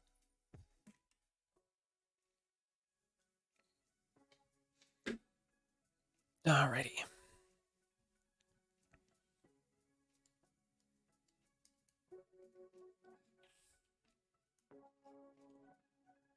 All right, here we go. Ooh, it says, please tell me your favorite YouTube channel. That's a tough question because I think the cool thing about YouTube is that it's got so many different topics that people make videos about. So I think, you know, if I had to choose a favorite YouTube channel, it would really depend on the topic that I was working on. So I find myself, at least for streaming and content creation, so definitely I try to get a little bit better with every project episode that I do there. So I started out learning a lot about like video production from the channel Alpha Gaming. I think they recently rebranded to Senpai Gaming, and that has a lot of good tips on like how to set up a stream, how to, you know, modify camera settings. I found myself early watching a lot of Peter McKinnon also to learn more about photography and videography. Lately, so for this project especially, I found that, you know, being able to have like an animation of components kind of getting assembled or being able to zoom into them definitely helps. So I have been trying to learn Blender. And so for Blender, there's tons of great channels out there. So Polyfjord is one of my favorites. There's another one, Curtis Holt. He's He's a big Blender guy. So I think, you know, like I said, my favorite channel, I think, depends on the certain topic, but certainly kind of for Blender and for video creation, at least, those are the ones that I watch a lot of. Let's see.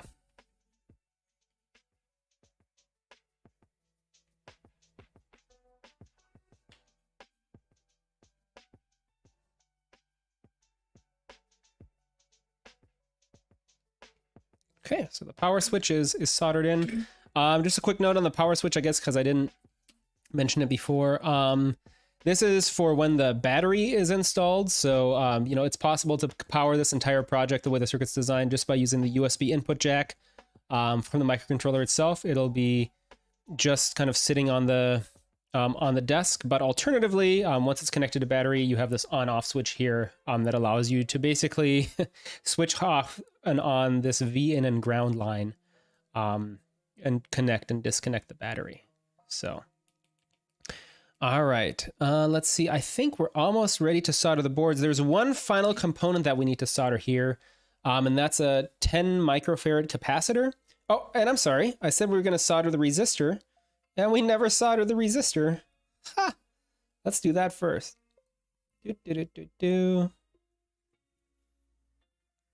So also, quick note for anybody looking at the resistor color codes here. I couldn't find my box of 2.2 kilo ohm resistors, so I'm actually using a 2 kilo ohm resistor. The response should, like that, how that affects the response of, you know, the volume when we turn the dial should be negligible, but just in case anybody looks after the fact and goes, hey, he used the wrong resistor based on the color codes. That's correct. I'm using a 2 kilo ohm resistor because I couldn't find my 2.2 kilo ohm resistors. All right.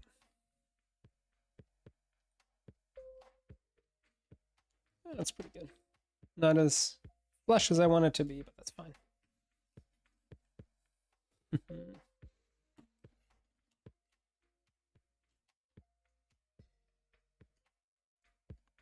Snipping off the lead here and snipping off here. Oh, it says, what happened to my finger? I hope you're okay. Yeah, I just cut myself slicing vegetables the other day. Of course, it happens right before I go live on YouTube. Luckily, it wasn't a deep cut. I just figured that, you know, if we're working with solder, it's good to kind of keep that cut clean.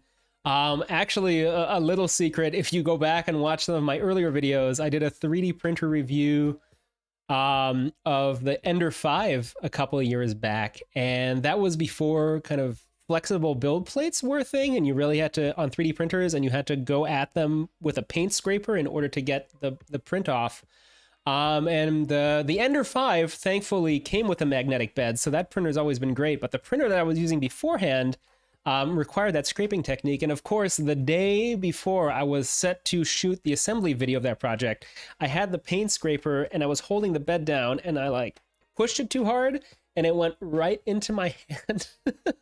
So I had this big laceration that I had to try to cover up try to cover up the Band-Aid as I was assembling the printer. So if you look really closely at that Ender 5 video, at some shots, you'll see that I have this massive bandage right here.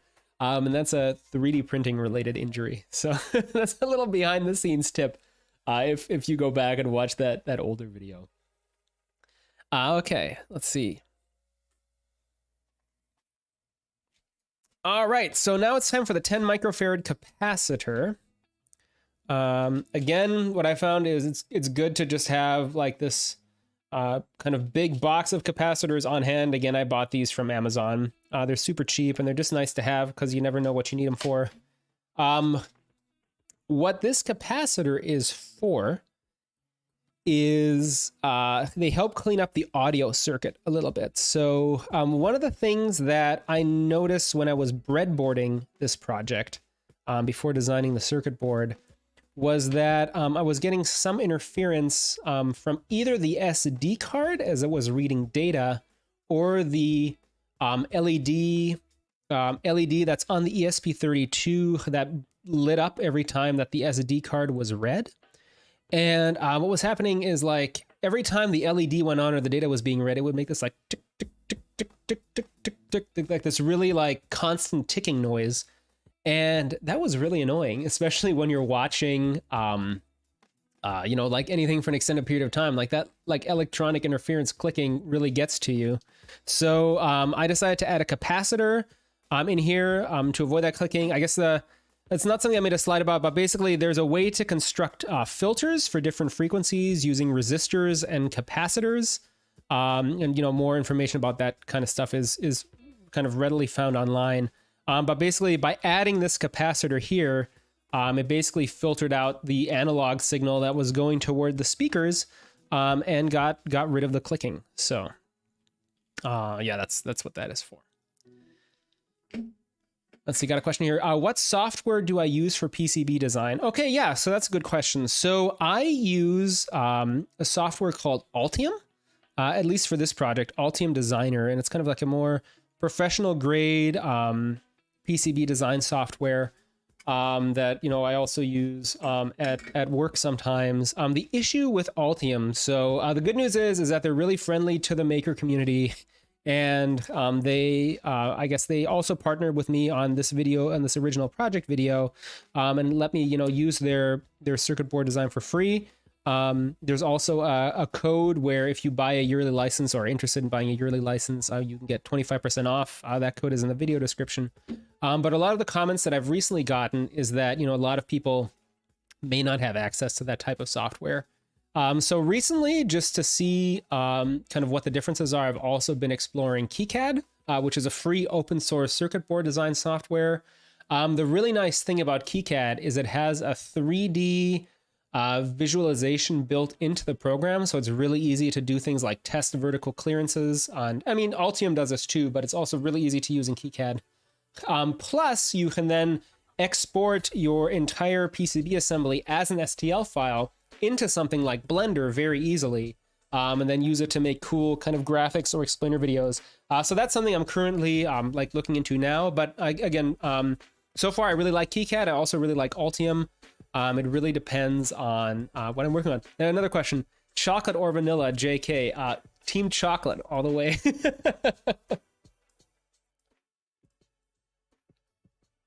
Definitely team chocolate. Chocolate and coffee. Those are the two. It says, nice camera work. Thank you so much. What cameras are you using? So I am using some older Sonys. So it's the Sony A5100 that I'm using for my head cam, and then the Sony A6000, both through just an HDMI capture card that are USB, and it seems to work pretty well. So thank you so much. One trick, I guess, also that I have for streamers, if you're interested in doing work like this, always get cameras that are manual focus. I know autofocus is nice maybe for talking headshots as you're moving back and forth. But certainly something that I learned from one of my earlier streams where I used Logitech webcams that had an autofocus that I had a hard time turning on and off. Every time you would put your finger into a shot, it couldn't decide what to focus on, and that made watching the stream a little bit obnoxious. So definitely always try to shoot manual focus, especially for tabletop work, since, you know, the depth of objects hopefully isn't going to change that much.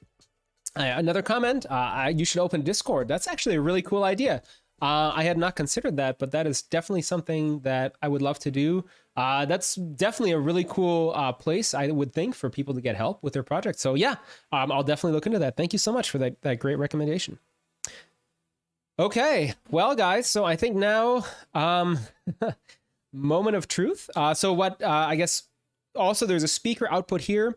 I'm not going to solder that one on quite yet, just because since I don't have a 3D printed case, just having kind of like this kind of slightly larger, heavier speaker hanging off the PCB as we're still soldering components is something that should probably be kind of on after, or I'm sorry, that should be, sorry, I started reading the chat simultaneously. It says here, check the heat of capture cards. Yes, it says they can get quite hot after 2 hours. Don't put that jinx on me, man. We're an hour and 50 minutes into the live stream, so hopefully the capture cards will be fine. But that's a good point. They do tend to run very hot. But okay, going back to the speaker. So I'm going to save this to the end because it's kind of big. It's kind of heavy. I don't want to kind of dangling around as we're soldering the other components. One other thing that we're going to do later a little bit is we're going to look into the LiPo charging circuit here. Again, because right now that's one of the components that doesn't natively just mate to the circuit board. And then finally, also to make this board a little bit more hackable, I broke out some additional I/O pins as well as a 5-volt and ground line.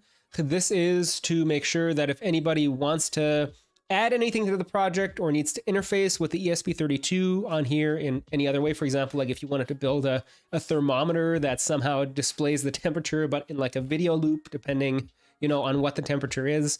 I've left some open I/O pins so that way that people can hopefully go on and expand this and hack the board to their needs. So, all right, I guess what should we solder first? My guess is maybe let's go with, it shouldn't matter, I don't think, but maybe let's go with the audio amplifier board here.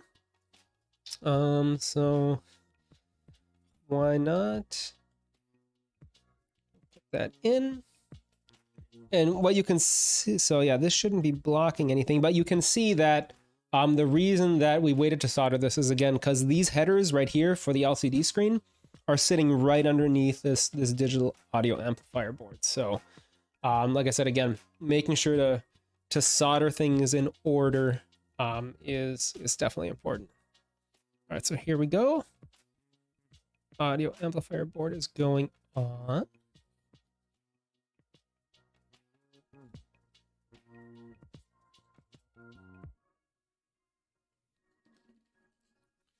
Yep. ESC says the always use PM8403. This is a great little audio amplifier. It's very cheap. The sound quality is pretty good, and in general, I've really liked using it so far. So definitely something that I can recommend. They're cheap both if you get them either off of AliExpress or if you get them off of Amazon. So if you need audio in your project, definitely check out the PM8403. And again, depending on when you joined this live stream, just a quick note, if you are interested in building this project for yourself, there's a components list both on the GitHub site for this project, which also has all of the design files and all the code that you would need. The part file is also in the PCBWay shared projects website, and then also in the video description of the project video, both this video and the live stream. Also, I've mentioned a couple times, you know, prices for these components. Like I said, when I built these, sourced all of these off of AliExpress. What I really want to do to try to make this build as easy as possible and as accessible as possible for others, again, I'm working currently with Alien 3D to put together a kit. We've previously collaborated on a DIY kit, or on a kit for the DIY Stream Deck project that I built a couple projects ago as well. We are currently waiting to hear back from their supplier to see kind of what all of the components will cost. But hopefully in the coming weeks, there will be a kit version of this build that will have all of the circuit boards, all of the microcontrollers, all of the components, and hopefully an LCD screen without the pre-soldered header, so that you are able to just one-stop shop basically and get everything all at once, and then be able to, you know, kind of build the project just by picking up the kit. So definitely stay tuned for that. I will let people know both in the video description as well as on Twitter and on Instagram, where I also post like behind the scenes content for some of my project videos. So if you're not following me on those platforms yet, definitely consider doing that if you're interested to kind of see some behind the scenes stuff and to also learn when kind of this electronics kit is going to be available for sale. All right. So let's see. So that's good. That's good. Everything is on. All right. Now it's time to solder the LCD screen. Let's see. What are the components in series with the pins of the microprocessor? What components? Sorry if you could clarify. Definitely, yeah. I guess if you want to maybe clarify just to check, like I said, so this is the resistor. This is the capacitor for cleaning up the audio. I guess I'm not quite sure what you mean by the components in series with the microprocessor, but yeah, let me know. All right, now moment of truth here. Again, there's really only one way to solder these, but like in the correct orientation, but just always good to double check. On the audio amplifier. That's a good question. Yeah, what's on here? They look like a bunch of resistors, maybe some diodes. I'm not sure. Let's see, my camera doesn't focus that close. Let me take a look to see if I can read what it says. I don't know. But yeah, I guess my guess would be resistors, probably, maybe some capacitors. There should be some design documentation out for so the silk screen on this board says HW104. And yeah, maybe you could probably find some technical details on that. It doesn't look like a very complicated circuit. It just looks like a bunch of passive components. So hopefully it should be easy to identify. All right, let's see.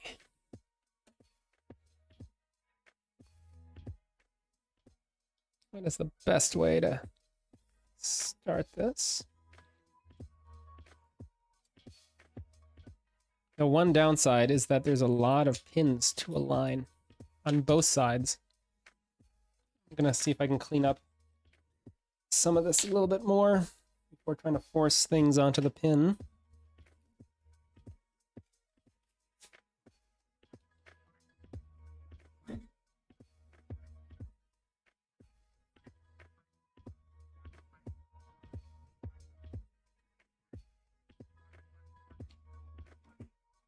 Okay. Yeah, hopefully for the kit version, we'll be able to get components that don't have these header pins pre-soldered, just because, I don't know, as you saw, definitely an extra step. That would be great to be able to not have to do, to save some time and also save some risk to any potential damage on the circuit board. So.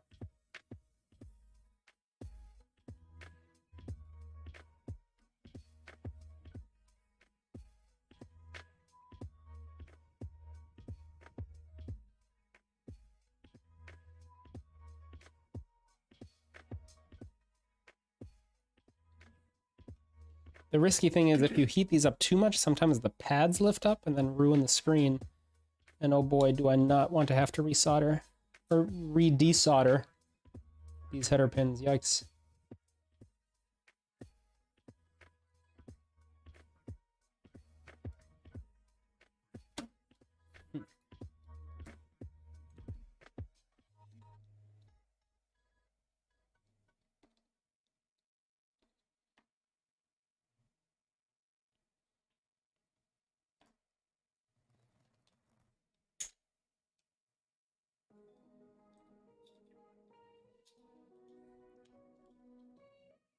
Okay, yes, I think we're getting close.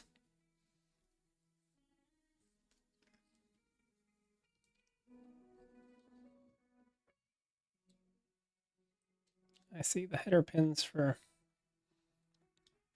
the SD card portion are a little bit crooked.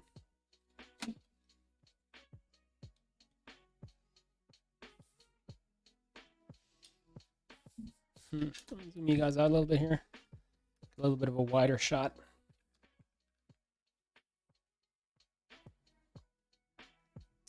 Yeah, comment, if you get the chance, try a good desoldering gun. Makes the job so easy with basically zero risk of damaging your board, for sure. So like I said, I think that is definitely my next purchase based on my experience here. If you guys have any recommendations for one, that would be sweet.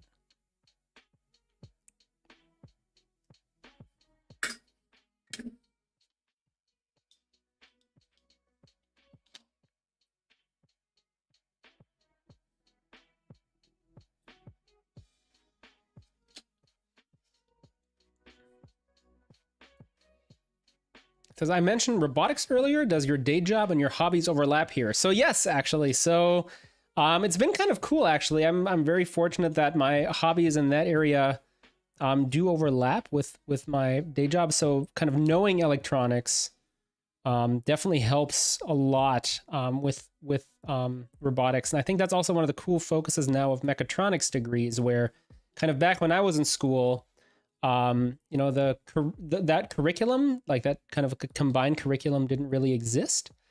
So that's definitely I think an advantage that people looking to get into the field have now is that you can probably find a program where, you know, I mean, we did kind of learn like intro to circuits and basic circuits, but it was mostly a mechanical engineering curriculum in my undergrad. So, but now with mechatronics, I would assume that you would be able to get exposure to both. So, okay, come on.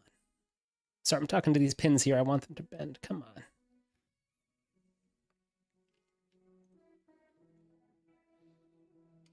It says, or even, so we're talking about soldering guns, worth the investment, or even a JBC, if you're okay with investing a bit more. What is a JBC? That sounds interesting. I don't know what that is.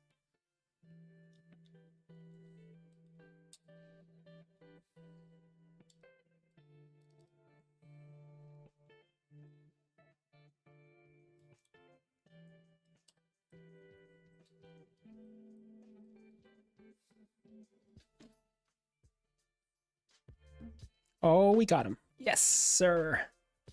Ha. Woo. Okay. I guess let's solder.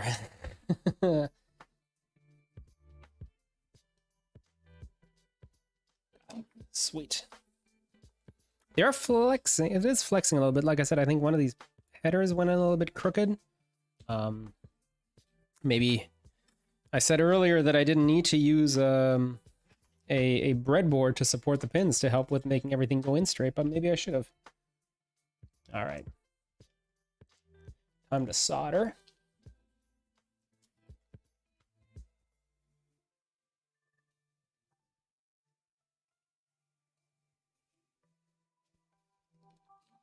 Two.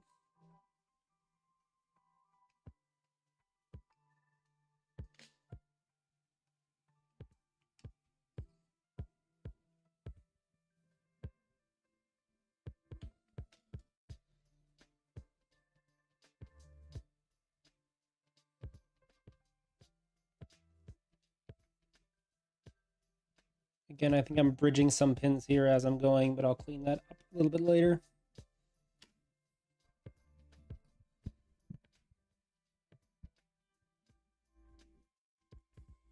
Nope, I just got caught in my microphone. I decided to fall down. Stay. Okay, good. Let's see, which pins haven't I done yet? Those two, okay.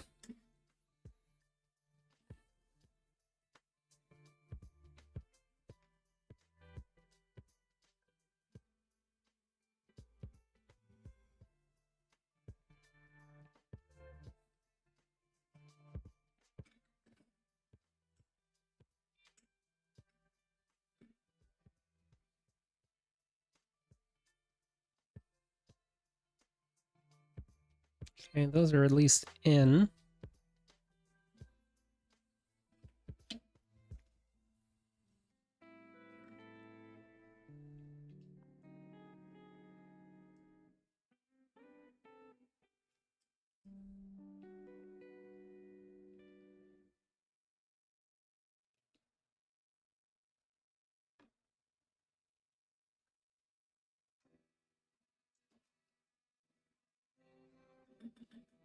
All right, let's see.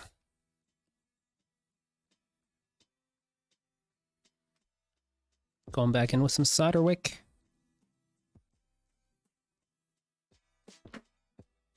Careful not to hit the screen. Whoa, with my hot iron, oh no. Here we go. All right.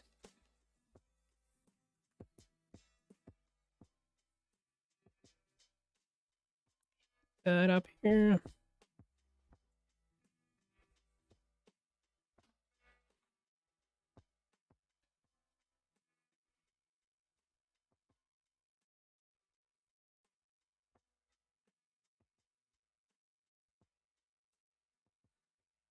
All right. So that's on. Going back to the chat. Let's see. JVC is a German soldering tool maker whose most basic soldering station is around 300 euros. Okay. They sell solder sucking stations. Ooh, okay. Interesting. Great quality, but a premium must be paid. Nice. Yeah, that sounds... Honestly, that sounds worth it. Depending on, you know, especially for being able to rework kind of these hobby level components that you know, already have some headers pre-soldered, though that might not be the best option. So that's a good idea. I will definitely look into that. Thank you so much for that recommendation.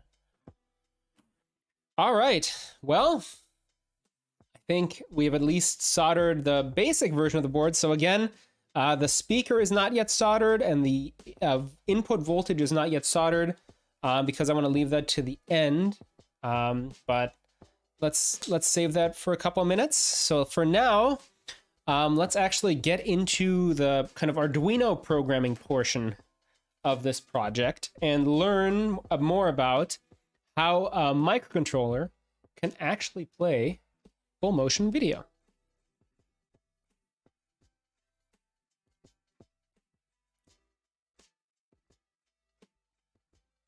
Okay, so how does a microcontroller play full motion video? So I mentioned before that a lot of these other projects that exist for these mini video player type projects use a Raspberry Pi Zero, and that's potentially not advantageous because you have to have a full Linux operating system and you need to be able to find a way to transfer video files like wirelessly, most likely, from the computer where the video files are to the Raspberry Pi, and then it requires a lot of configuration.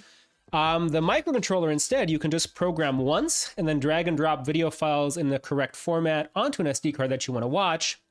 But the issue with the microcontroller is that it has significantly less processing power than a Raspberry Pi Zero, for example. So even though, you know, this microcontroller, the ESP32, is a beast of a microcontroller with 240 megahertz of, you know, just raw compute, it's still unfortunately not able to play videos that we're currently used to seeing, for example, like Blu-ray or even this on YouTube, that are encoded with a kind of dynamic codec, most specifically called H.264. And H.264, the way H.264 works is really cool. What it'll do is, I guess we should back up, as you probably know, video is composed of individual still images or frames that are then played back quickly enough in order to make it look like things are moving in a correct motion. And what H.264 does is, in order to have a high video quality, but in order to save space, what it does is it compresses raw video, and it will hold pixel values constant from frame to frame, where if a pixel color doesn't change, for example, across 1 frame or 2 frames or 3 frames, it'll actually hold that constant and just update the pixels around it that do change. And this has 2 advantages. So one is that the file size for these types of videos are typically smaller, again, because you are not you're not storing pixel information for every pixel at every frame. But then also, visually, the quality is better, because if a pixel is black or another certain color in 1 frame and it stays that color for a certain other type of frames, by not moving that pixel or changing that color value of that pixel, the video quality will be really nice at a small file size. The downside to that is that for this codec, on the back end, in order to be able to read back and play the video, you need to have a lot of processing power in order to be able to dynamically analyze the video as it's playing and be able to say, okay, this pixel isn't changing, this pixel isn't changing, but this one is, update this little micro block of pixels, and kind of do that again at a fast enough frame rate in order to be able to get smooth enough video playback. Unfortunately, the ESP32 doesn't have enough computational power to do that, especially when you also have to have to read data from an SD card and playback MP3 audio and to drop pixels to an LCD screen. So the compromise that you can make is you can use another video codec to encode the video called MJPEG. And if you're familiar kind of with internet photos, a JPEG is basically how photos are stored. So it's an image compression format. And what JPEG does is it will take an entire image and then compress an image and divide it into blocks, where if colors are close enough together, it will just bunch that into one group. And then again, instead of having to save individual pixel values, it can just say, like, this chunk of pixels is black, this chunk of pixels is red, etc., etc. And because JPEG is kind of an older format, libraries in order to be able to read and decode JPEG are pretty well optimized, and they're actually optimized well enough to be able to run on a microcontroller in real time. Unfortunately, there's a bit of a drawback to using MJPEG. So even though it's computationally less intensive to decode, you end up with slightly larger file sizes, because since you're not holding any pixel values constant throughout the image, but you're literally saving compressed still images that you then have to load and play back quickly enough, the file size is a bit bigger because you're saving individual images. But then also, compared to a codec like H.264, where I mentioned before that holding pixel values constant makes the video quality appear smoother, there is no consistency over time or temporal consistency for MJPEG. So for example, if it thinks, you know, this chunk should remain black for this frame, but then a slightly different chunk should remain black for another frame, what it'll do is it'll kind of display those chunks, because they're separate images, separately, so you can get a little bit more of a noisy image, and it can, you know, look a little bit more artifacty.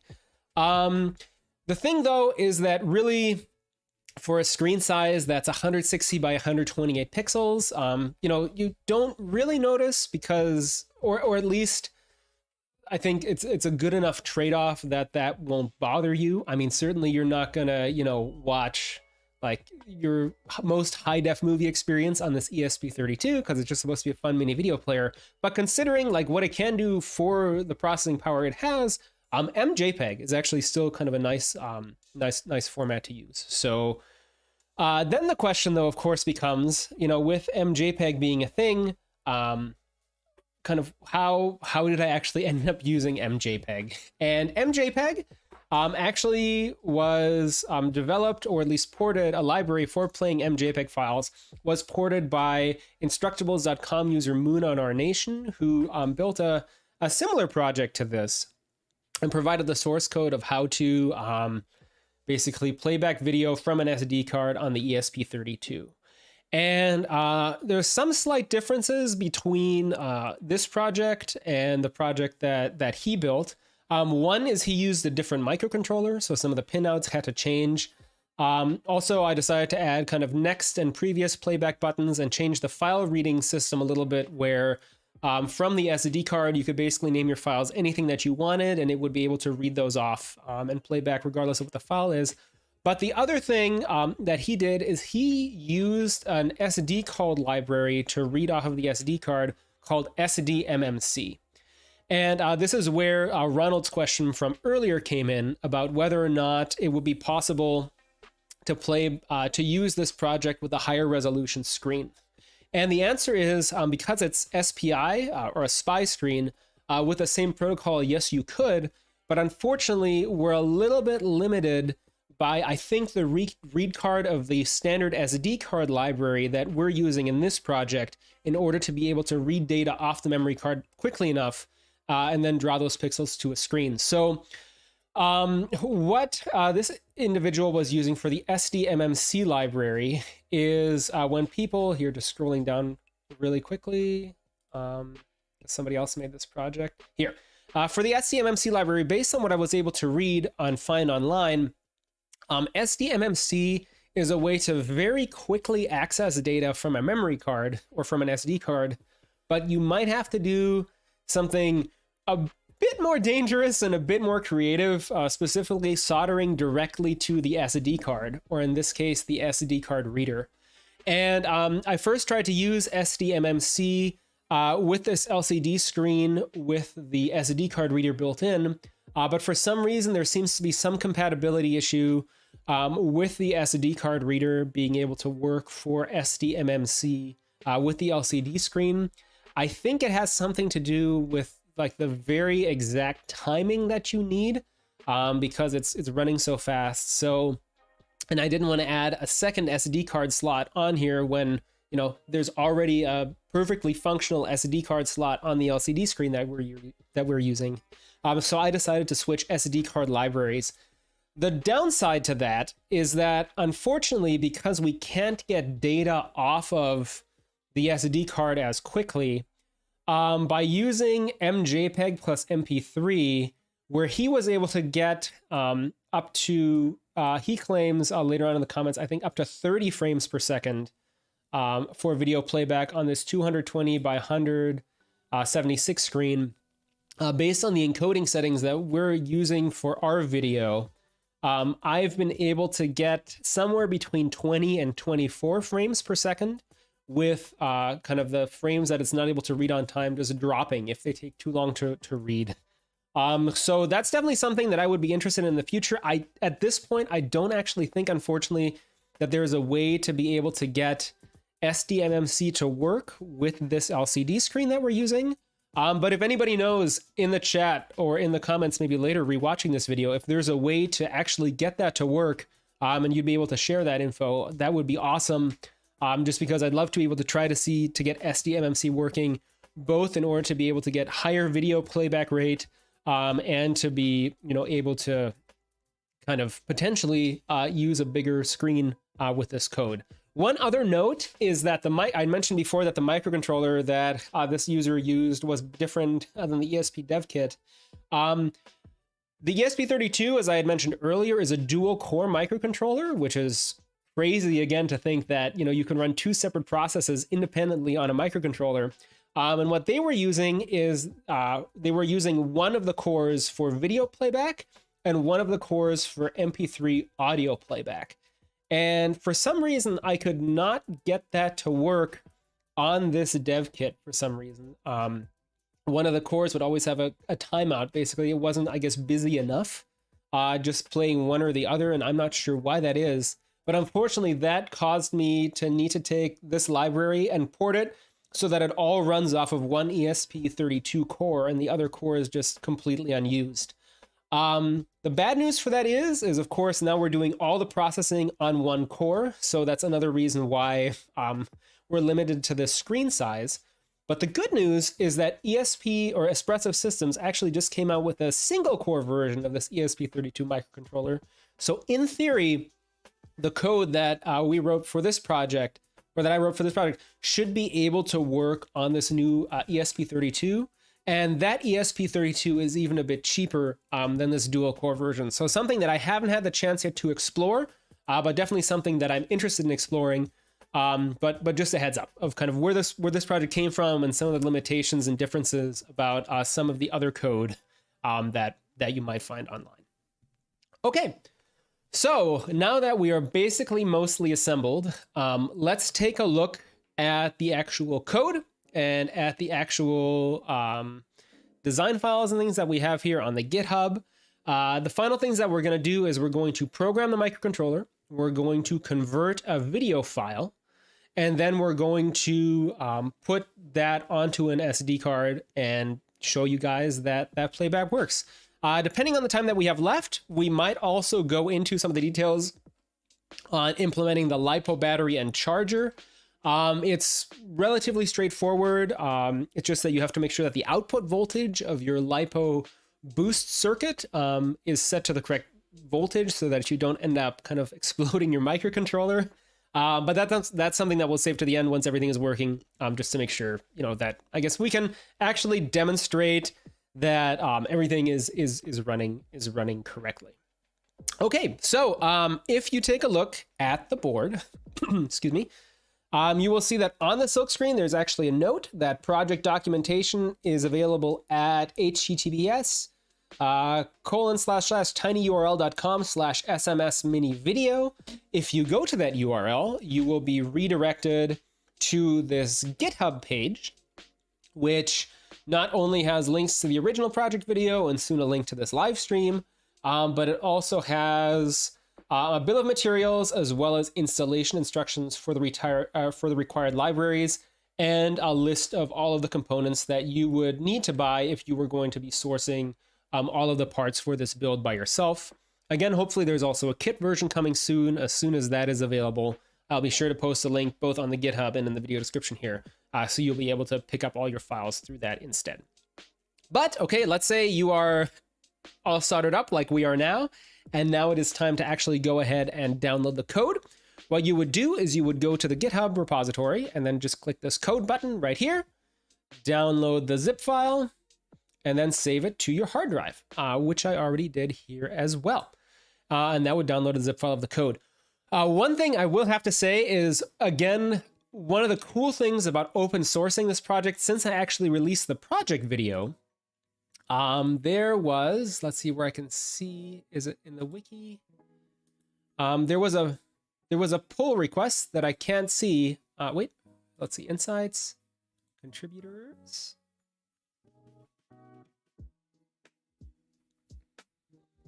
I have to see. Unfortunately, I'm not quite sure. There's a fork that I think I merged. But anyway, point being is that a user looked into my code, saw that I actually had an issue with my code where I was allocating memory on the microcontroller and not freeing it as I was loading a different video file. So in theory, if I kept loading video file after video file after video file, eventually the microcontroller would maybe run out of memory and crash. They noticed that about my code. Oh, here we go. Here's the user. BPA ALD was the person who noticed it, and they actually modified the code and added a function to free up memory as soon as the video file is unloaded and not played anymore. So now, in theory, this video player will be able to continuously loop videos without crashing for infinity as long as you had power. And I think that's just one of the really cool examples of open source software and GitHub, and just a big thank you to this user for finding that issue and patching the code. Again, if you're watching this live stream and you end up building this for yourself and you end up modifying the code in some way, or you find a way, to get SDMMC to work, for example, please do share that with me through this GitHub, and I would love to incorporate that code into this project. And hopefully, kind of as time goes on, it'll kind of become a more mature design and evolve more and more. And hopefully, the video player code and the design will keep getting better and better. So again, just a big thank you to user Baypald, and also just a cool illustration of how cool it is to have open source software and GitHub. Okay, so now that we have downloaded the code, what we can do is we can go to our desktop and we'll take that code here and we can unzip it. So extract all. Extract here. And this library is a little bit big, again, because I wanted to try to make the video as standalone as possible. So all of the support libraries that are needed for this project are contained in this zip file. So I know sometimes, that's not best practice, especially, it is using somebody else's libraries, which might change in the future. But again, for this project, I wanted to make sure that if people downloaded the code, it would be easy to program. They would be able to find it all in one place. So just something to keep in mind. All right, so now that we are here, and let's see, let me open up another folder real quick on the desktop. Okay. So inside of this mini video player main, you'll find a couple things. You'll find a file called encodingcommands.txt. This is the commands that you use to encode video using FFMPEG. That's one of the things that we're going to go into in a second. It also has images and the actual README file for the GitHub repository. And then finally, a folder called code. And this folder has two subfolders. One is called libraries, and the other one is called mini video player that has two files in it. And the mini video player file has all of the project specific code that I wrote in order to be able to play back video on the ESP32.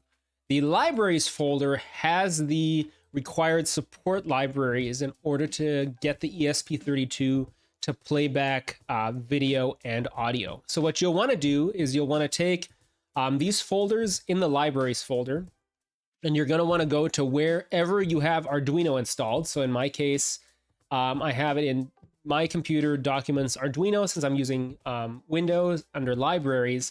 And all you're going to want to do is you're going to want to take those and copy and paste those, this library right here, this library right here, and this library right here into that folder, so that when you compile the microcontroller program and for the ESP32, it'll be able to grab all those support files, and then your project will be able to run. Okay, one other thing that you'll want to do is, let's see, in this folder. So after you've installed Arduino, and you open up this file, The Arduino is able to program the ESP32, but it needs a support library in order to do so. And you do that by adding a board definition files. And you can do that by going to Files, Preferences. And then what you can do is there's a field here called Additional Boards Manager URLs. And you're going to want to copy and paste this link that you see right here into that. So then what you can do is you can go into the Arduino libraries folder under Tools, Manage Libraries. And then as soon as that comes up, you'll be able to search for other vendors that are not Arduino that have board definition files for their microcontroller. So in this case, if I search ESP32, what we'll see is that, let's see, it should already be installed, or it is installed. Let me just see. Install. Yep. So those are all installed. Yeah, so let's see, or expressive systems.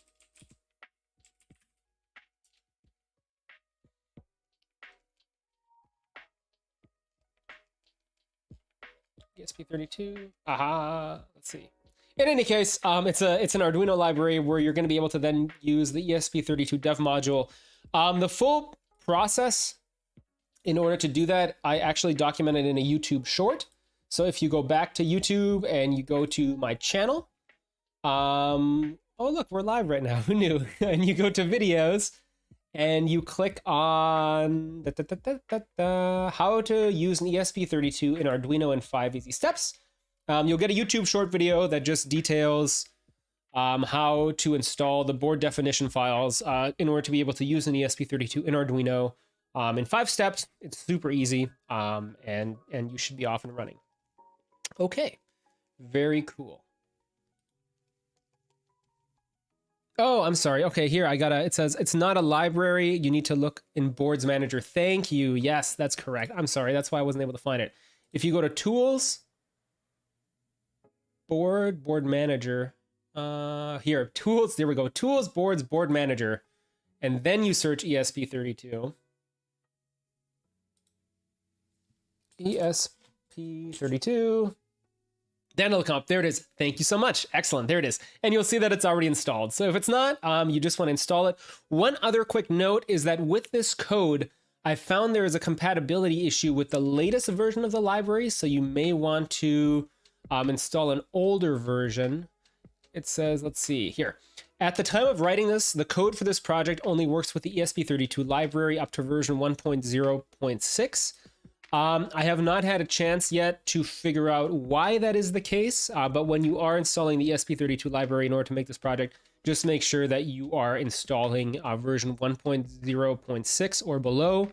And then, you know, if I find why that is and I'm able to update the code, or if somebody else updates the code, I'll be sure to make a note for any future compatibility issues for this project. Okay, so here is overall what the code looks like. And it defines kind of the frame rate, it defines the screen size, it sets up all of the stuff for reading the SD card and for the button presses. It's a bit long, so it takes a little bit of time to compile, but that's, oh, and here's the free buffer to release the memory that we had, that the other GitHub user added to this code, so that's also in here now as well. I've never actually tried compiling this updated version of the code, so definitely something that we're gonna do here live on stream. The other thing is I want to mention, I had mentioned before that streams have a tendency to crash. This is where we're maybe starting to play with fire a little bit, because right now there's a lot of USB devices going on my computer, both from the camera and from the microphone. And now I'm gonna plug in an Arduino, and that's a new device. So I'm crossing my fingers that the stream doesn't crash. In case it does, like I said, I'm not able to resume the stream at this link, but I will make a new one just in case it does crash. So definitely hang tight. Please come back. But I guess with that being said, let's live on the wild side and let's compile the code and get it up and running. So first thing we're going to do is we're going to verify the code, which compiles everything before connecting the microcontroller Maybe not necessarily something that we need to do, but I don't know, why not? Let's compile it first, and then we can just upload it later. So what you'll see in the bottom corner here, it says now compiling sketch.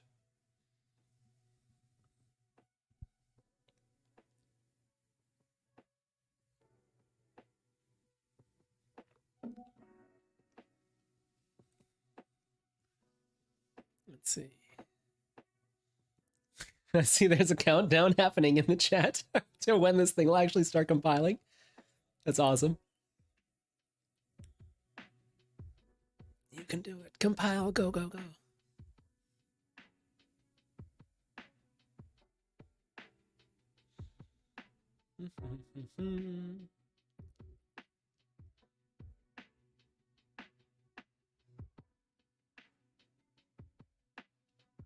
Oh man, will it be able to do it?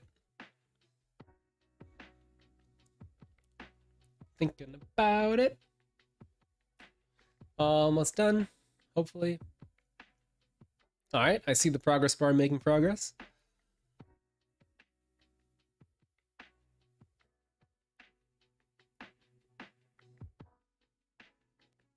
So 1.0.6, that is the ESP32 library from Espressif Systems that you're going to want to install for this code to work under the Tools Boards board manager. There was a question in the chat about what the 1.0.6 is. But yes, that is the board definition library.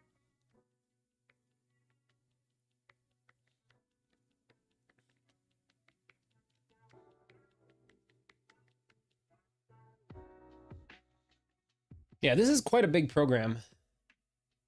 Because like I said, it's pulling so many different support libraries for MJPEG. Okay, done compiling. So now let's do this. Let us go and plug in the ESP32. Fingers crossed that nothing crashes. I heard it. That's a good sign.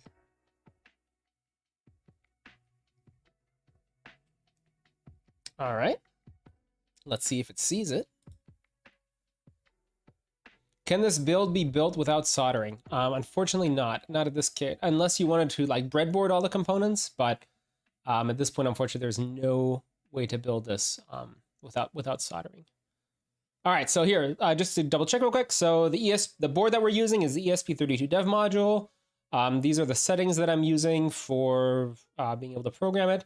COM is COM3, and I'm going to hit upload. And it should hopefully quickly compile the sketch. One thing that you will have to do is on the back is you will have to hold down the boot button in order to put the ESP32 in programming mode, and then release it once the upload process starts. So as soon as it's done compiling, what we should see is a bunch of orange text at the bottom of the screen in the output console that it's actually uploading. It says now connecting. Now I held down the boot button, and you'll see now there's a bunch of things happening that say writing. And at this point, the ESP32 is being programmed.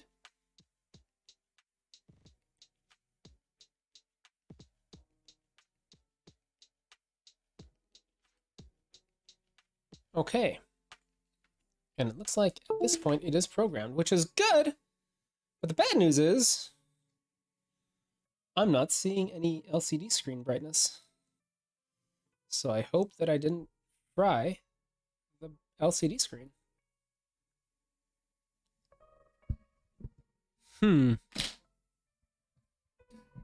No magic smoke, but also no lights. Why could that be?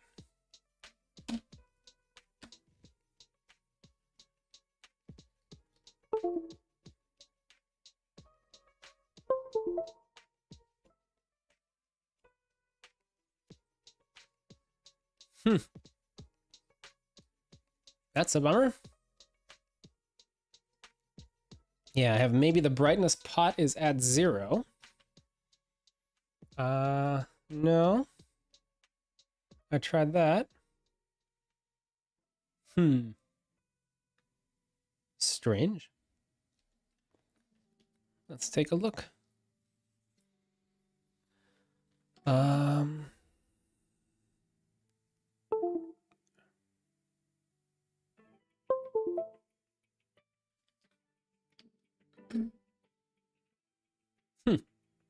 All right, let's get in here with a multimeter and measure some voltages.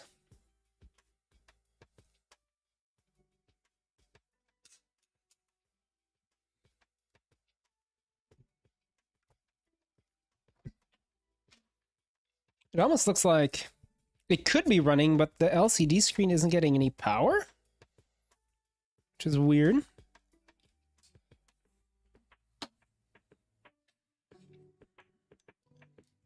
Let me see here.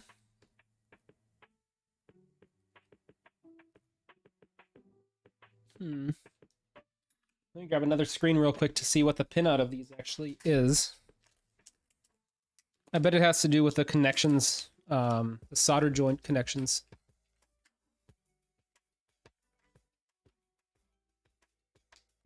Oh, I see that my camera is gone. Yep, so that's kind of what I was worried about with the... Let me change this real quick.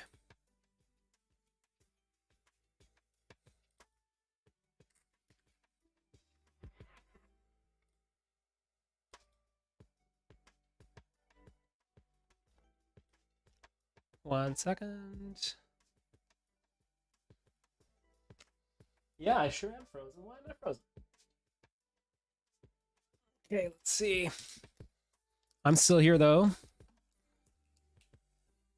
Let me change out my... There we are. I just had to reactivate the camera. Let's see. Now let me cut open this bag here and see.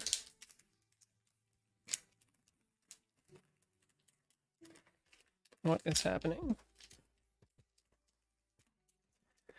All right, so what is the pinout here of this screen?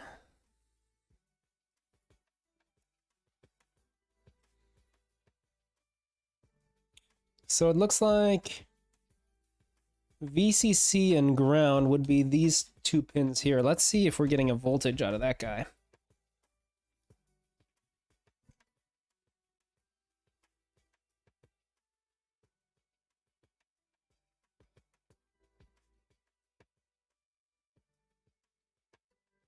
It's reading 2 volts. That's very low.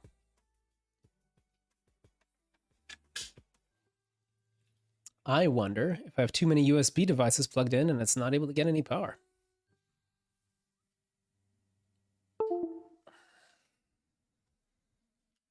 Or it could be a bad connection, like this suggested in the chat. Yeah, let me do this real quick. Let me hit all of my solder joints with some more heat. And then we'll go from there. Ronald over here wanted to watch Lord of the Rings. I'm sorry, man. We're gonna get this going.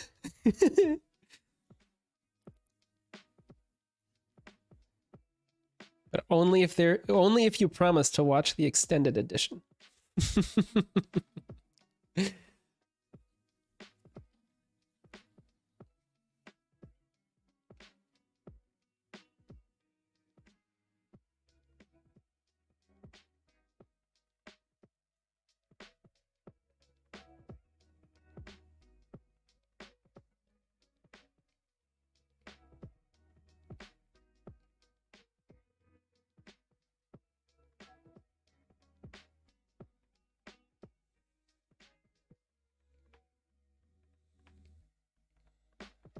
That is strange. I hope I didn't burn out the screen while desoldering it. That would be a nightmare.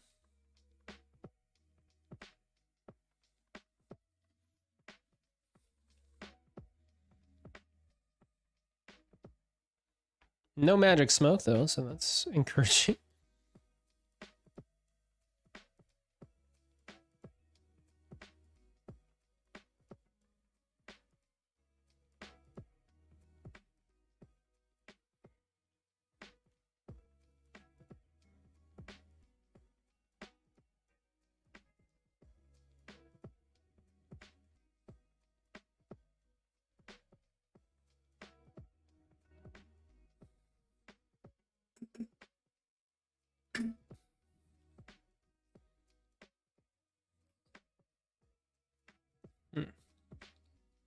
right, and just in case it's a power, I guess let me check continuity real fast. And then just in case it is a power issue, let me get like a wall wart and plug that in over there.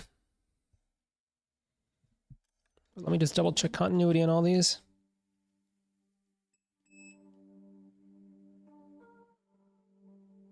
Ah, see the ground.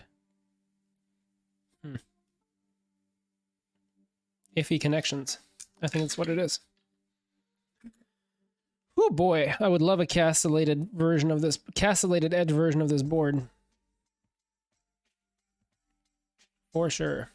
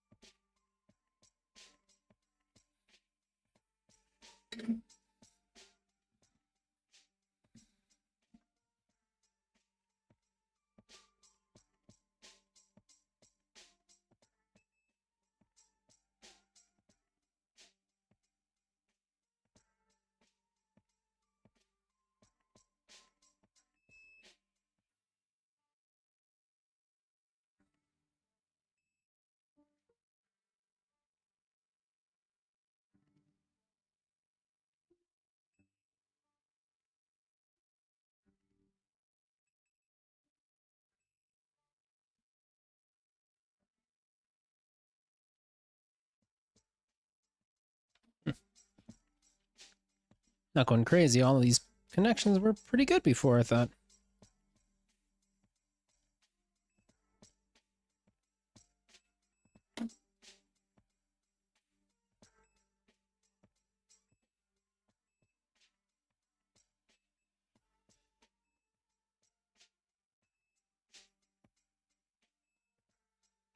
The irony is that all of the, well, not all, but the pads that were narrower because the board was a bit off center, those connections are mostly good.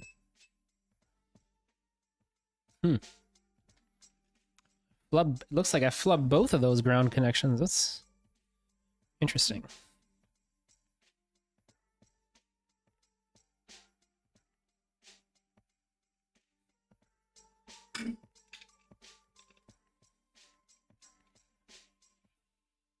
Let's see.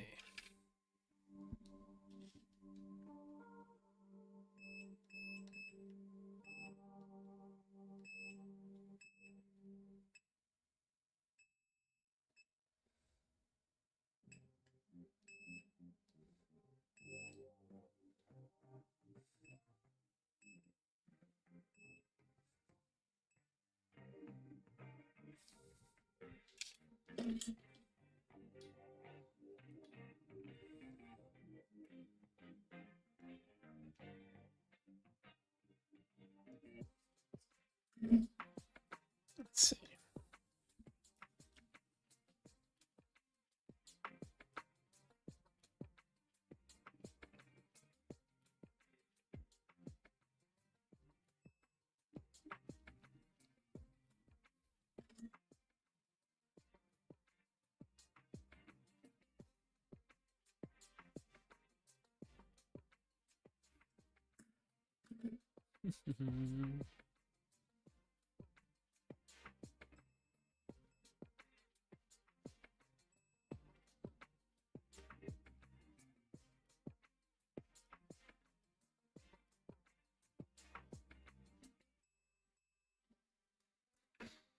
All right, let me get a wall wart real quick and try that again.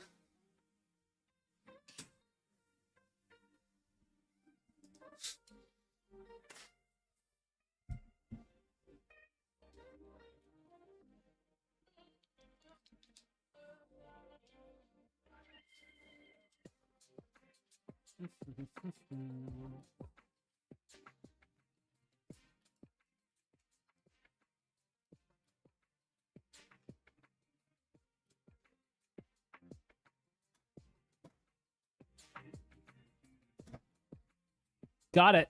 Woo! All right. Let me see. Let me plug this back into my USB again. Just I wanted to try it kind of with a power strip before, just to make sure that one, to see if it was power related, but then two, before potentially breaking my webcam feed again, just to make sure that I wouldn't needlessly plug in the USB, but let's see if this works now.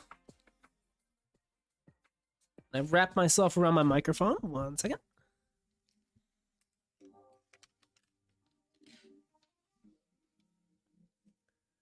All right. Give it a go. Here we go.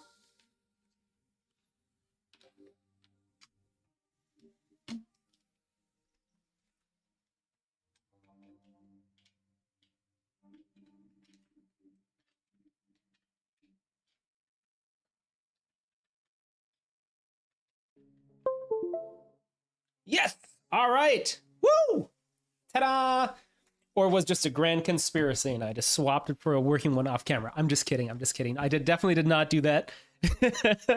But oh, cool. That is working. Unfortunately, my camera died again. Yikes. Let me go fix that. And I guess...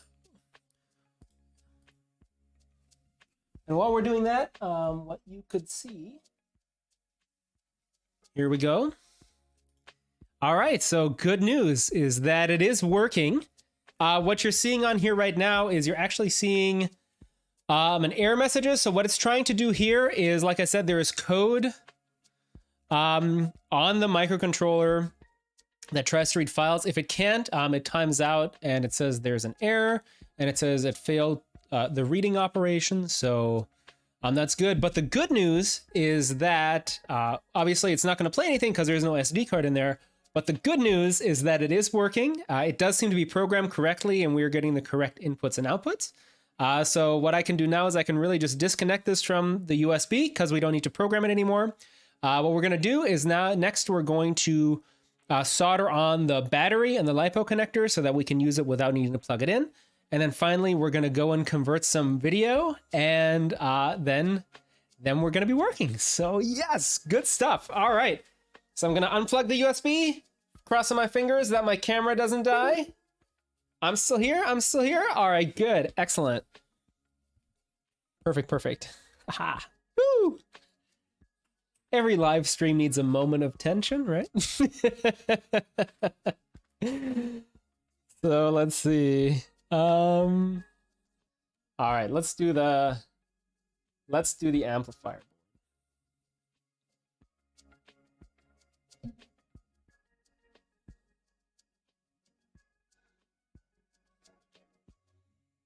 All right. So now what we're gonna do is let me go to the desktop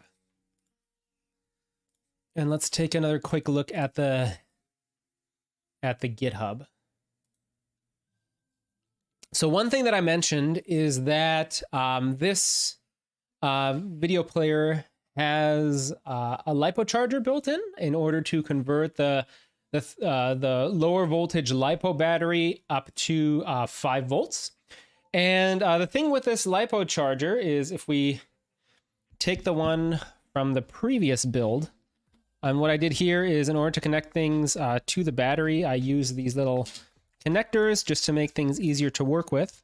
But one of the things that you'll notice is that in order to adjust the voltage, you have to adjust this teeny tiny set screw right here. And yeah, so the issue is that this teeny tiny set screw right here is actually very prone to breaking. I've never had very much luck with these surface mount potentiometers. So I actually have a couple of these boards, and the bad news is that they came in packs of 5, and I kind of working on various prototypes of this project actually broke 4 of them. So this is the only one that is currently still working, so I'm not going to play with the set screw. But what I will do is I will remove this battery connector here. So like I said, I just soldered 2 battery connectors onto each side so it's easier to attach the battery. And what I'm going to do is just show you what that voltage reading has to be on the battery by using the old one. I'm plugging them in. So what I'm going to do here is I'm going to take this end. So here is the Here is the board, the LiPo charging board with the previous kind of voltage adjustment. I'm going to connect it to this old battery. I just see a comment that said your first video has to be never going to give you up. I actually planned on doing that. I have that as a video to convert. The thing that makes me a bit nervous is that YouTube is super aggressive with copyrighted music. But it's in the queue. We're going to see how brave we feel after the stream. But okay, so what I'm going to do is I'm going to just take this battery here and free the connector like so. And then I'm going to plug that into the board here.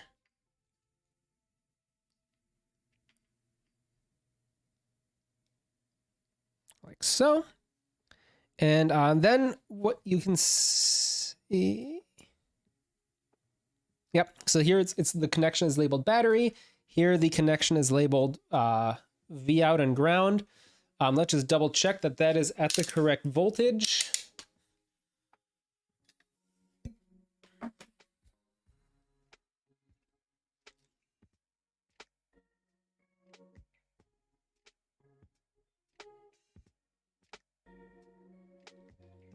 And here, I guess it would help if I put the multimeter into frame. Also, shout out to SparkFun. This is the multimeter that came from that systems engineering class that I was talking about. I actually went and bought the SparkFun Inventors Kit like right during that class because I wanted to play with it and just experiment some more. And this is the multimeter that came with it. And after like over 8 years, it's still going strong. So quality product, I guess.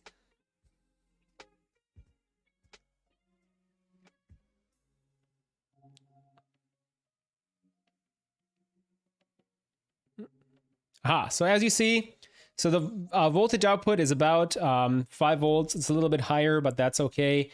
I think this voltage charger / boost module actually goes all the way up to 20 volts. So speaking of letting the magic smoke out, not having that set screw adjusted correctly is definitely one good way to do so.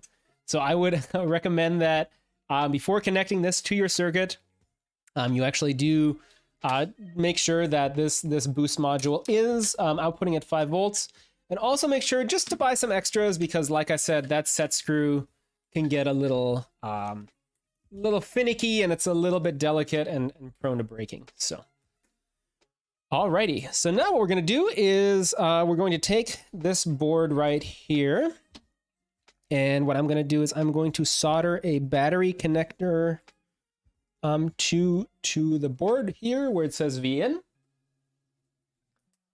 Now this is totally an optional step that you don't have to do if you're going to, just solder everything and just assemble it once. I just did it for purposes, again, 1, to experiment, but 2, to kind of keep things modular.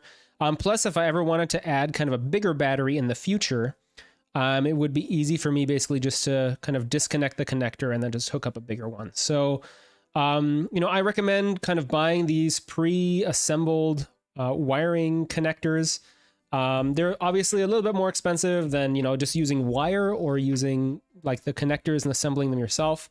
But I think for a pack of like 50, I think I paid only a few dollars. So in terms of time saving, in my opinion, definitely worth it. And they're always handy to have to connect all kinds of different components together with a nice connection that you're then able to disconnect as well. So, all right. Heating up. As soon as the iron is hot.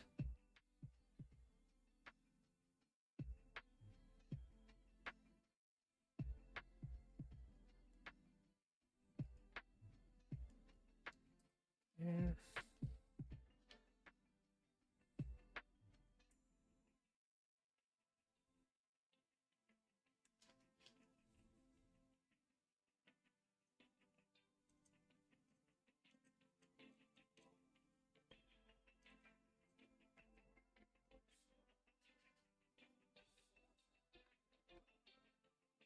It says, is the soldering tip the screwdriver kind or the rounded one? So this, I think, is a wedge shape.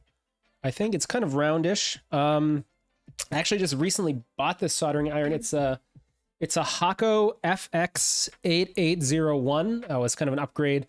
from the old iron that I have been using, just because it has this nice little digital kind of temperature indicator that I really liked.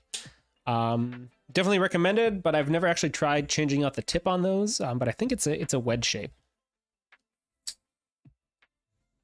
All right, so now what we should see is, quick comment. Oh, two quick comments. I guess one, the speaker is magnetic, so header pins stick to it. But two, I attached the LiPo battery to this 3D printed mounting plate with hot glue. It's the only LiPo battery, unfortunately, that I have. So what we're going to do is we're just going to take that connector and attach it to this one. So the battery is going to be mounted on there. But again, like I said, it's, very modular. Really kind of, you can design the kit any way that you would be interested in. Into the correct enclosure and then integrate battery as well. Now the power switch is off. When we turn it back on, we should see again that it still works. So fantastic. Very good news. We are getting power and it's not able to read an SD card because it can't find anything. So now it's time to go into the final portion of the video, and that is about how to convert video files to FFmpeg. Okay, so like I mentioned before, the video codec that we're using for the mini video player is MJPEG. You can actually convert any input video file that you have using a free video converter called FFmpeg. It's pretty standard way of converting videos. In fact, actually, NASA uses it to compress videos for videos that it collects for the Mars rover, and then compresses that with FFmpeg running on the rover before sending that video back to Earth. So that's pretty cool. It's also cool that it's free. It's really easy to download. You just go to ffmpeg.org. The website is a little bit bare bones, but it is legit. If you click on download, you're going to be taken to this page right here. You can either compile it from the source code or you can just get the executable. In my case, I'll just click on Windows to get the executable. From this website here, it takes you to Guyan.dev, who has builds of FFmpeg. And you can then download the full FFmpeg file here using this link. You can then extract it using 7-zip, which I also already did just to save some time. And in this folder, you will find a couple of items. So you'll find a folder called bin, doc, and presets. Within the bin folder, you'll actually have ffmpeg.exe, ffplay, and ffprobe. And these are the programs that you're going to be using in order to convert your video files. So what you want to do is you want to take the video files that you're interested in converting.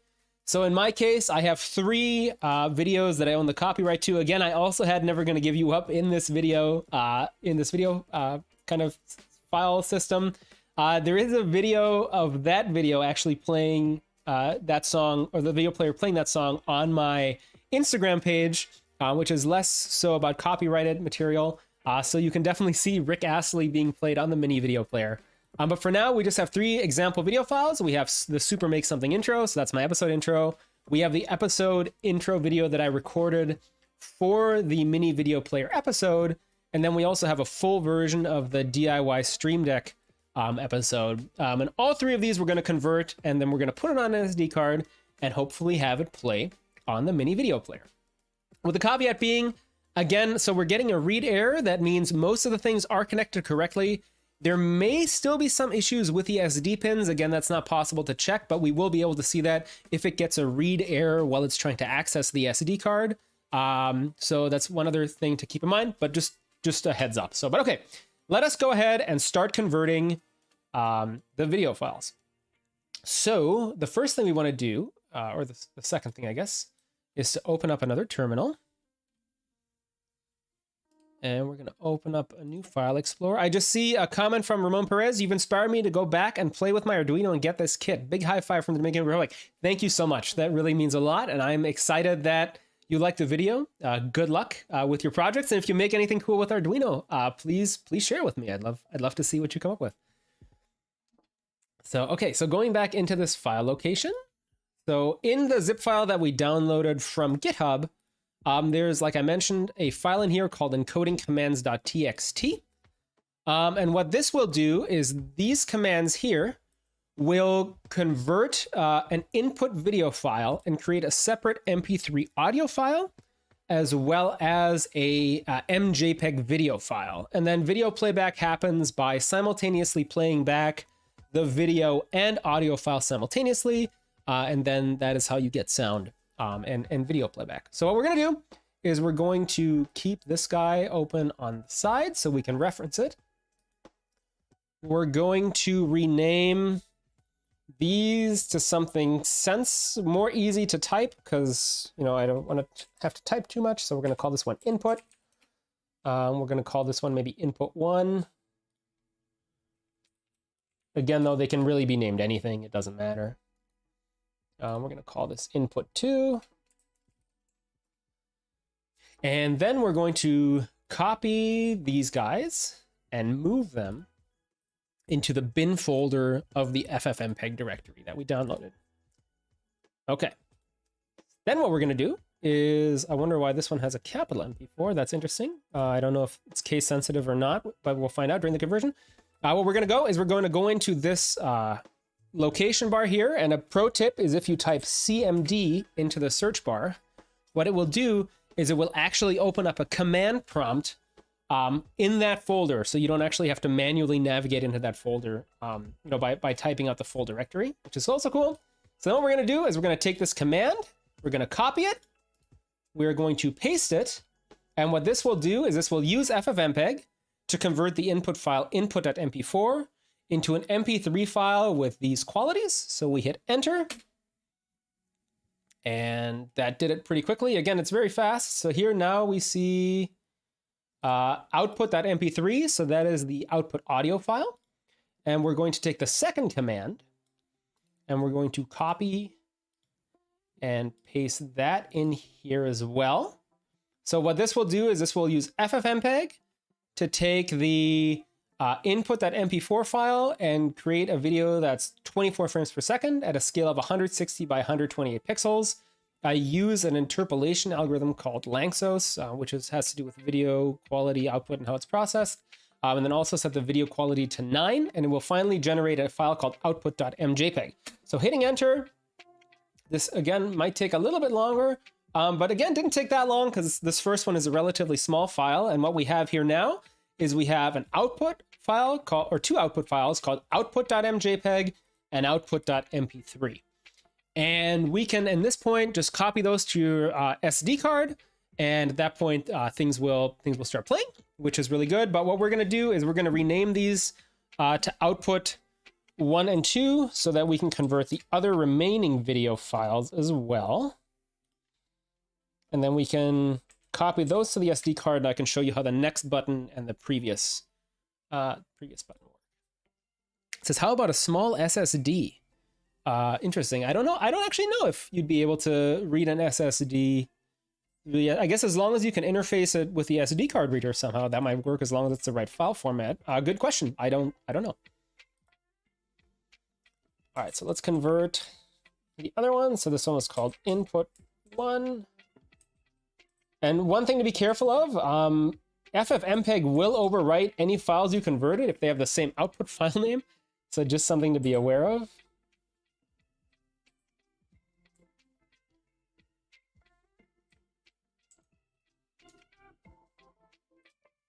All right, so now we have output 1, output 2.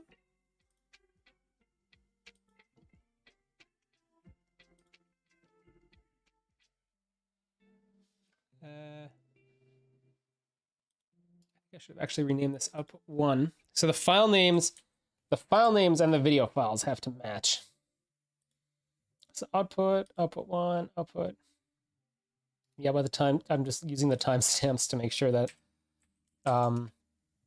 those files match. I guess I've never actually tried to play mismatched audio and video files. I'm wondering if the length of the MP3 file is different than the length of the audio file, if something would crash. I imagine it would, but just make sure, I guess, whenever you're converting a video file and an audio file, that those file names for that video and that audio file match, because that's what the code is going to use to pull from.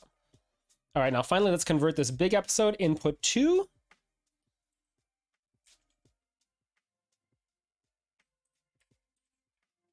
do the video first. So this one's going to take a little bit longer because this is like a full 20-minute episode, but it's still going pretty fast. So almost done. Right now it's at 11 minutes. You can kind of see the progress here. Okay, so there did that. And now let's also convert the audio. Audio is a little faster. It's going at 200x real time, so that's fast. All right, and now we have output 1, output 2. So let me just rename this output 3 again, just to make sure that they play in the same order that we encoded these in. Cool. And now let me take the SD card with an SD card reader that is somewhere. Here we go. All right.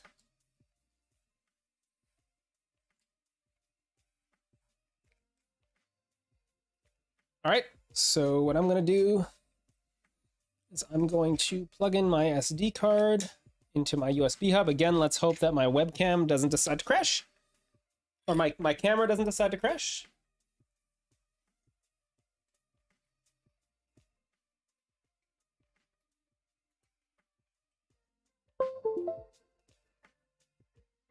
All right. Here I have a couple different folders called archive for video files that I've already converted. And it'll only read, I should say the code only reads the video and audio files in the root directory. So if you have more than a couple videos on the SD card, but you don't want them to play, just put them in a subdirectory, and that should be no problem.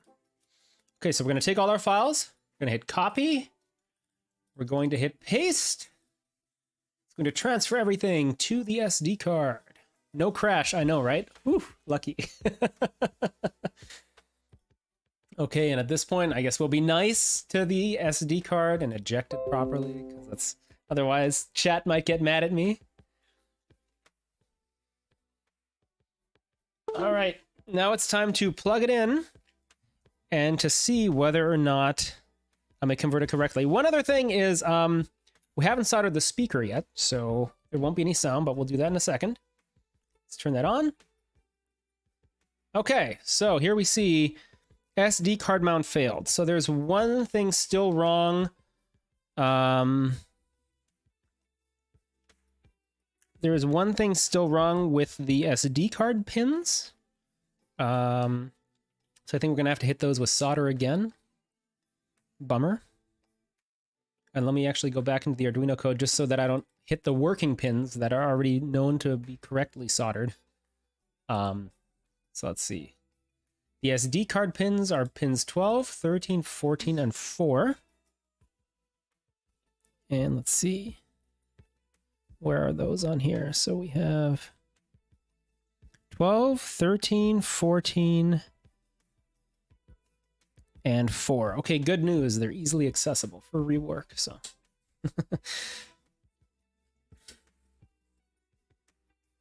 Do pin 4 first.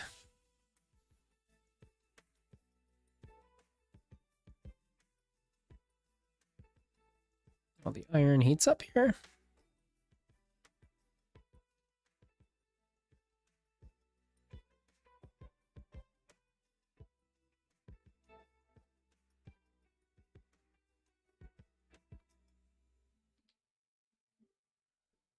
All right.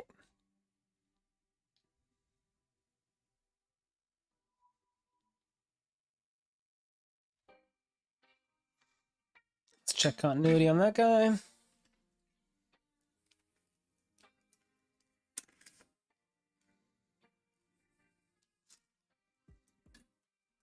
If everything is good, we should hear a little bit of a beep. Okay, pin 4 is good. About 12, what did I say? 12, 13, and 14? So 13. 13 isn't good.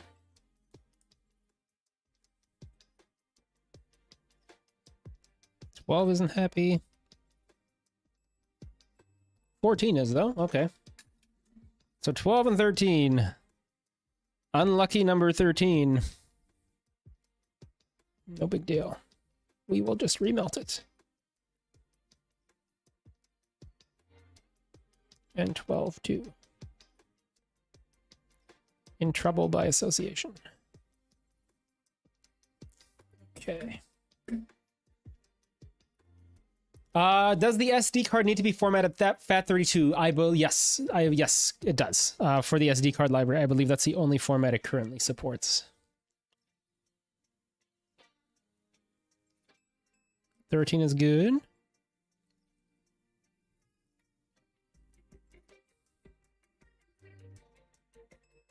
$12 is good. Okay. Let's try this again.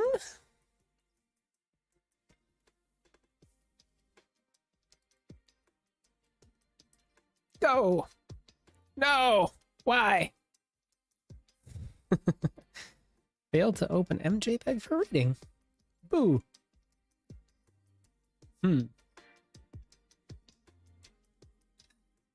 That is interesting.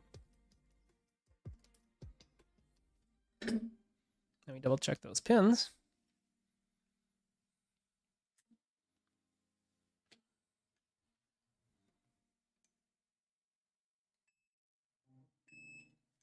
Four is good.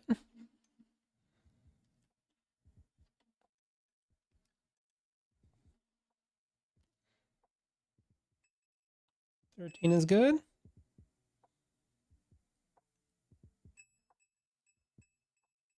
$12 is good.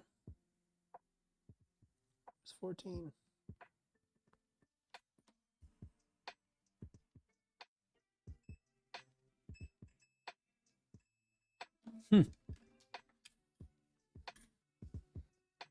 Wonder, is there something wrong with the way I name my output files?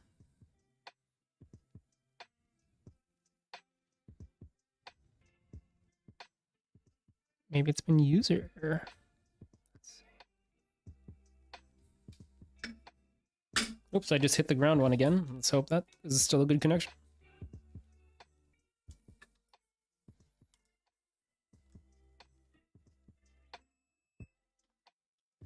All right, that's a good point. In chat, they said try the SD card with the working one. Let's do that. Great idea. Good thing we have these quick disconnect battery terminals.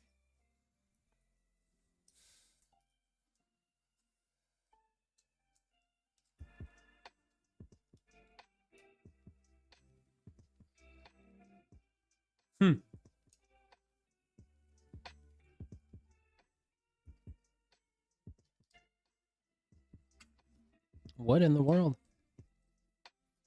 Is it because we're low on battery, maybe?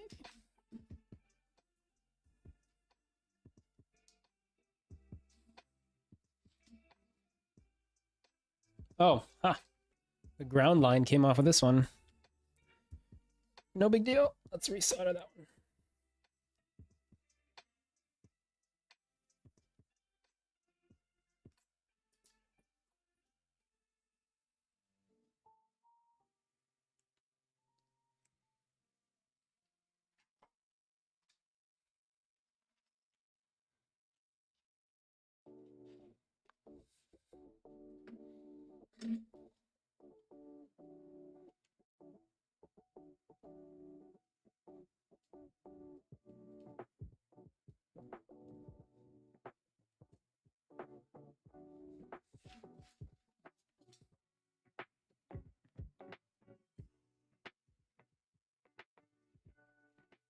Let's see.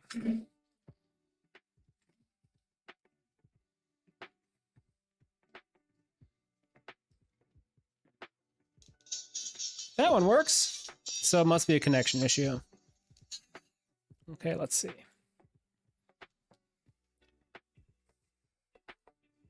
And actually, if you noticed, I think I have some output files named incorrectly, so maybe that is also an issue. So two separate issues, maybe. Let me quickly go and verify that those are correct.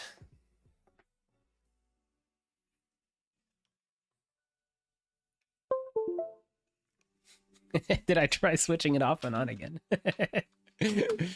Awesome.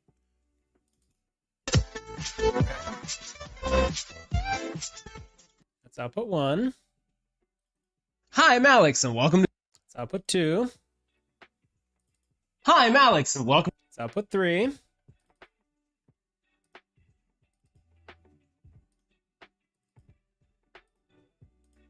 Seems okay. Okay. Let's double check these connections again. All right. Let's see. Could also be an issue with the solder joints on here, I guess.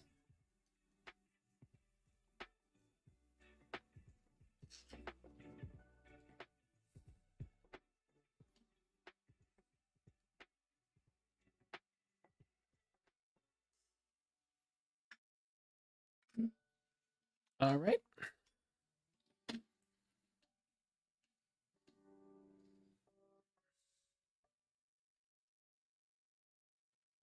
All right. Hey, thank you so much for stopping by. We're going to have this debugged in a quick second.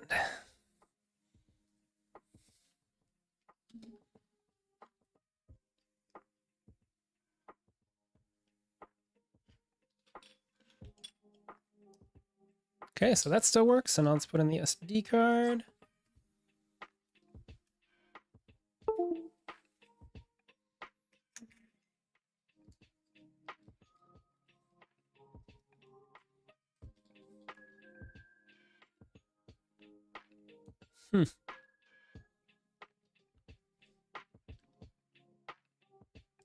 Is it maybe a ground? How annoying.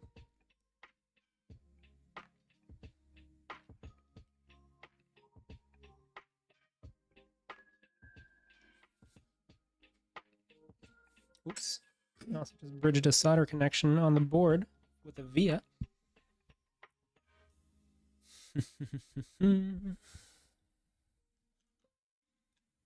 Clean that up a little bit real quick.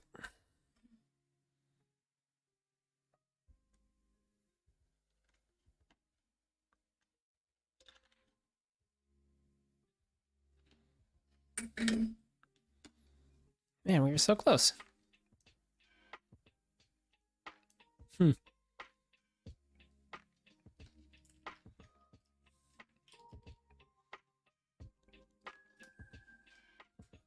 This was untested code from GitHub. I don't think it should be messing anything up, but just in case, maybe let's go back to the old video file that we had before that we knew worked.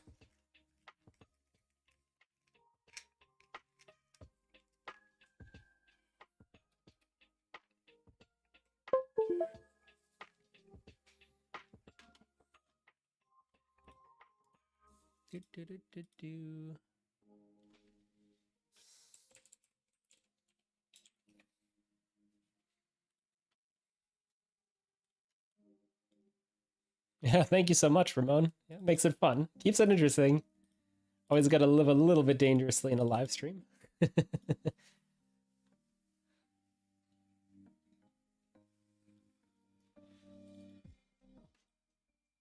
Oh, you know what? I'm wondering if my SD card is going bad. I'm trying to open this now, and it is not happy. Ooh. Ooh. My SD card might be on its way out.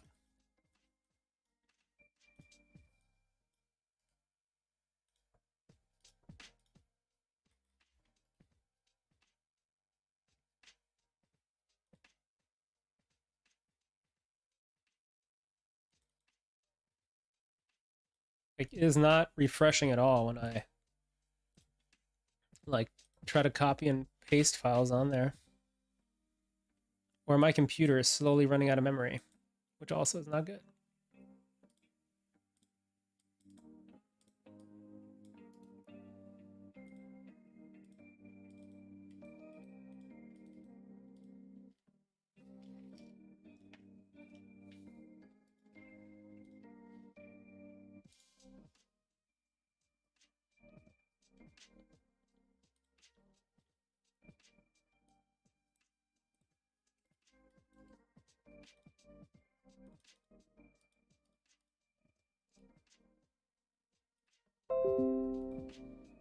Eject.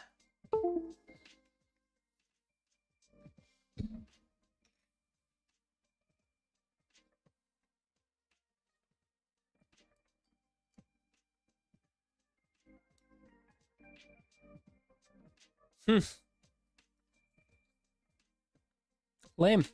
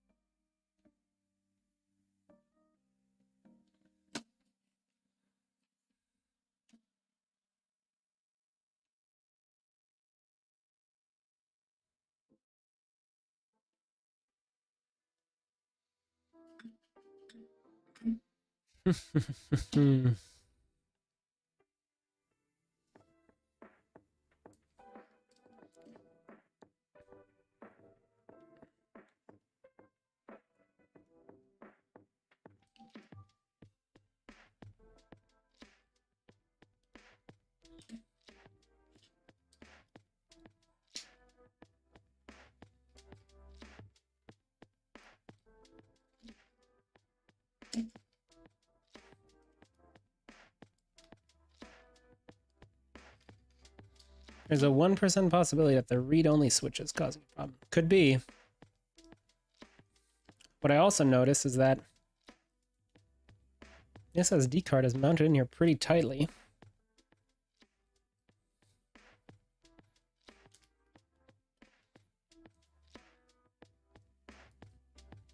Maybe the display's SD socket is not working. That's what I'm wondering.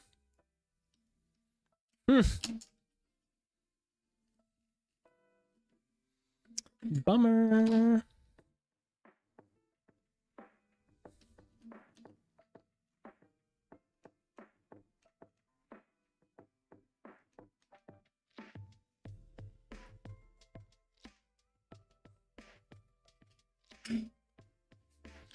All right, let's check the continuity again. That is definitely good reason to have a multimeter. So pin 1 should be SD chip select. So that would be this guy. And you should go to pin 4.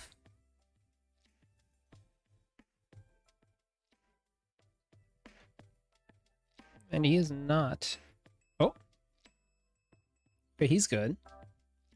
Then 13 should be going to MOSI, so that should be this guy. That guy's good. Then MISO should be going to 14. Oh. No.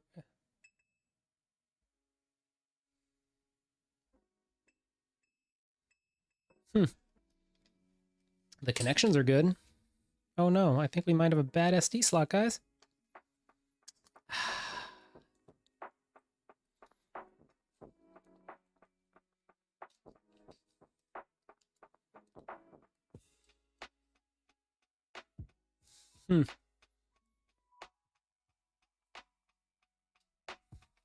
Darn. That sucks. After all that, what a shame that would be.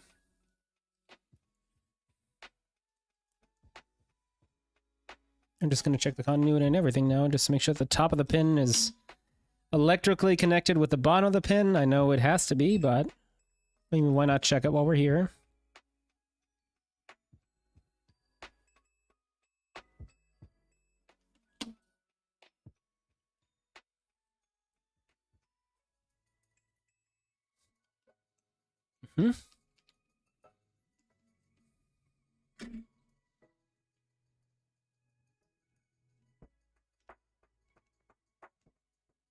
Like I said, the only thing that I can think of is that it is a little tight.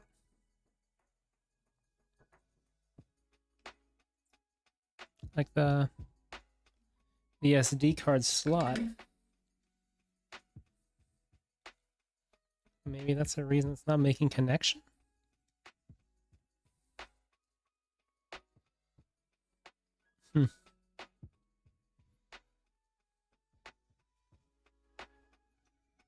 SD card mount failed.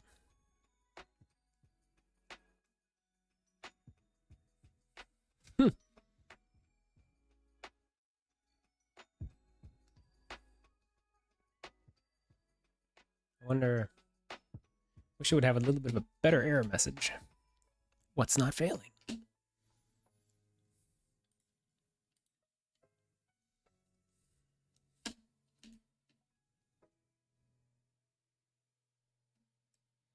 Okay, so the fact that, if you can see the text here, it says failed to open .mjpeg file for reading. So that means that it can't even grab the file name of stuff that's actually stored on here. And that's interesting. But at the same time,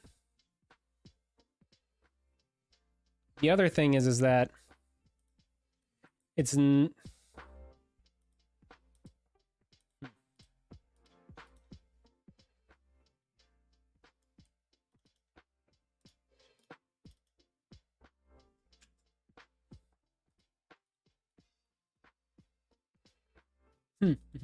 sorry, I'm just looking through my code here. I guess I should show you guys what I'm looking at. So I'm looking through the setup measurement here of the setup code, and yeah, so it is not being able to mount the SD card at all, which is an interesting thing. So if it cannot begin the SD code, then SD card mount failed. But we just checked to see that the connections are correct. The LCD portion of the project is working, which is also good.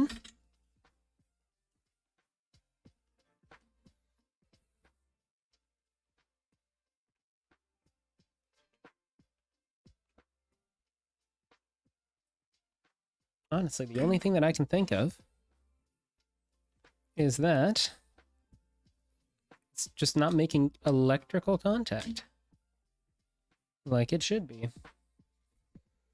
Let me just double check again to see that this file, yeah, see, like the SD card slot of this guy is way less tight than the SD card slot of this guy. Like this one really like clicks in and like locks in, which you would think would be good, but I guess not.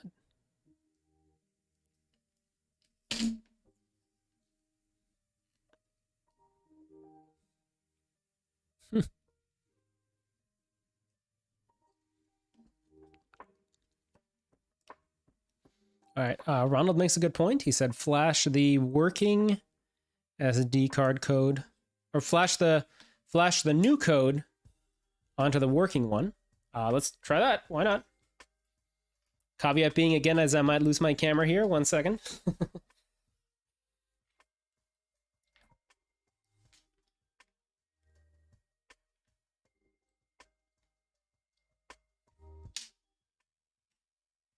Also, to do that, I will need to take off the M3 screws that I use for mounting. Let me get a screwdriver.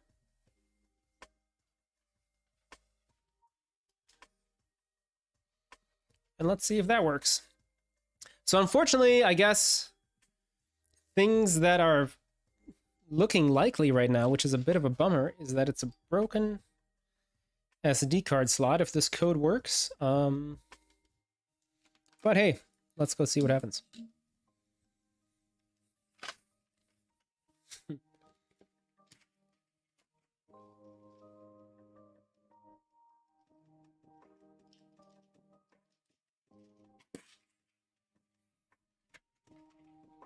All right.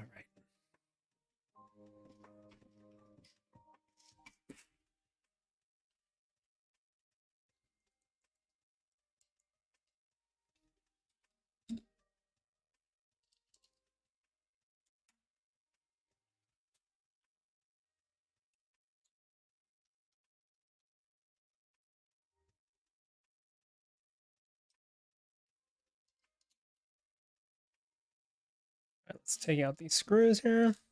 1, 2. And the reason I need to do this is I need access to the boot button. when I'm reprogramming the Arduino or the ESP32.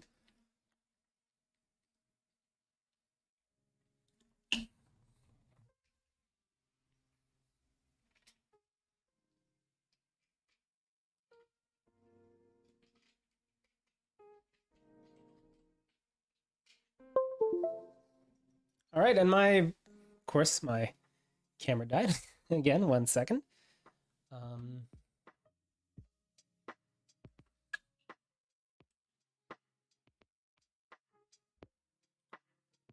Get that back.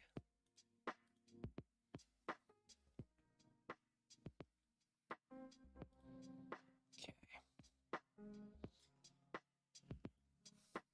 All right, let's load up this new code onto the working one.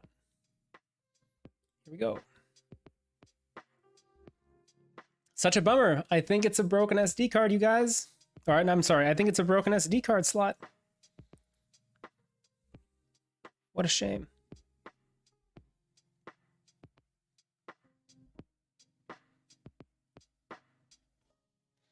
But let's find out.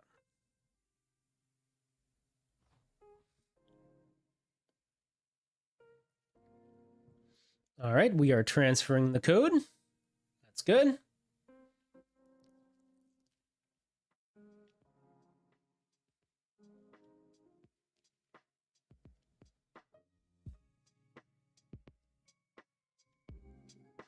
Okay. So he is all programmed up with the new code. Let's put in that SD card into this guy. And hook up the battery. Okay.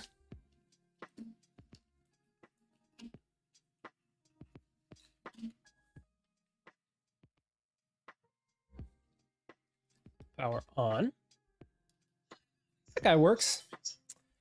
Oh man, that is a shame. It looks like it is a bad SD card slot on the screen. Oh man. All right, guys. Well, what do you think? Do you think there's any way to? I think there might be a way to fix this. Okay, let me try something. So I had mentioned before that the. Oh, and I guess I should have shown it working. Sorry, I didn't realize that I was still on the desktop view. Here, let me show you guys just to verify, just to show you that this does work. So that seems to be working well. All right, so I think there's a way that I can maybe fix this problem. So if it's a broken SD card slot, obviously there's nothing we can do because it's faulty hardware, and that's obviously kind of a bummer. But I mean, that's just kind of the way it is. But one thing that I did note is I mentioned when we were soldering these is that the headers were maybe a little bit crooked. So what I'm gonna do is I'm wondering if maybe that little bit of flex is causing too much pressure on the board or something, and that's causing it to bend just enough to not make contact. I don't know, but let's double check. If that does end up being the case, the solution to that problem would be to make the holes a little bit more forgiving, like in terms of size, diameter wise, so that the header pins aren't as tight. That will make it a little bit trickier to flip and solder like we did. But what that would help is that would put less stress and strain on the board when we try to force it to go down onto the header pins. Just an idea. Let's see. Yeah, and then there's another possibility here. Is it possible to take a fresh display and basically solder the connections from one display onto the other display? The answer to that would be yes. And I think, yeah, we should try that I want to be able to show you guys that this works. It's going to be a little bit of a messy soldering job, but certainly what I want to show you guys is that this project does work as advertised when all the components are working. So that is absolutely something that I'm willing to try. So let's give that a shot too.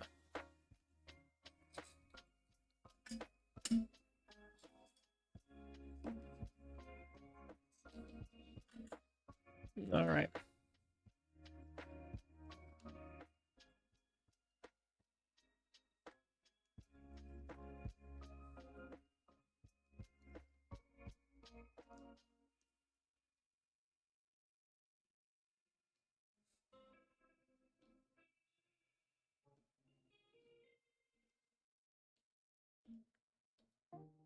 Trying to get as much strain relief on these pins as I can. But let's see that.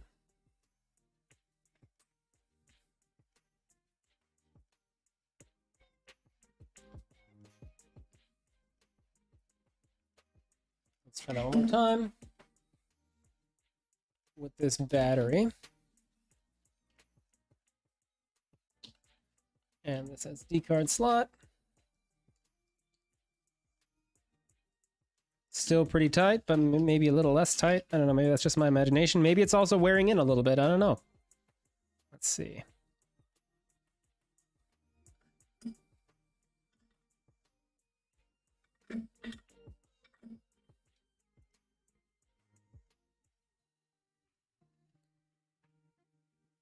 Nope. Bummer.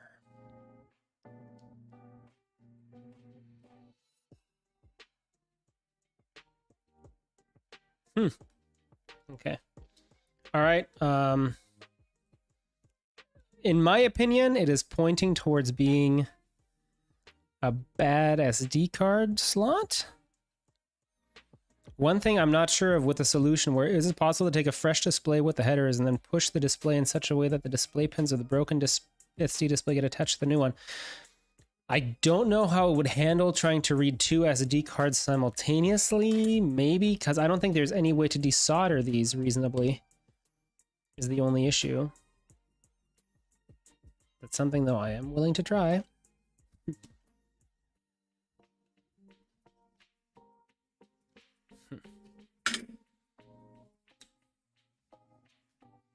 Just verify again that things are connected like they should be. Let me just check for continuity.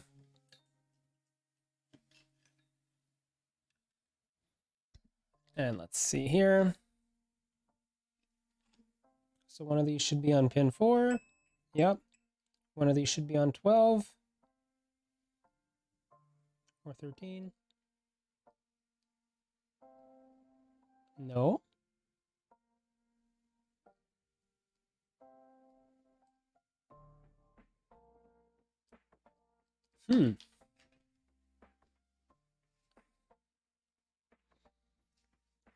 Those connections aren't connecting anymore.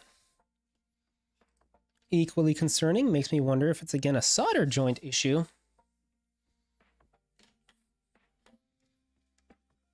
Let's investigate.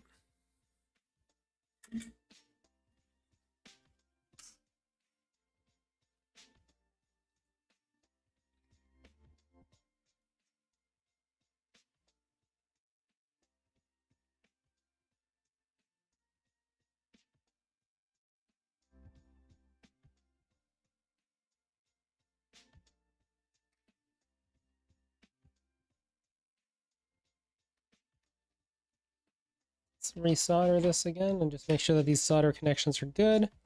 So 13, 12, 14.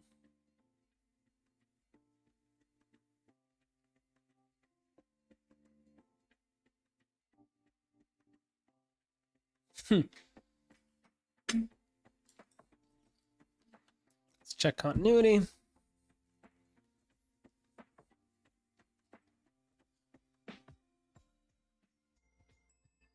There, that's making contact.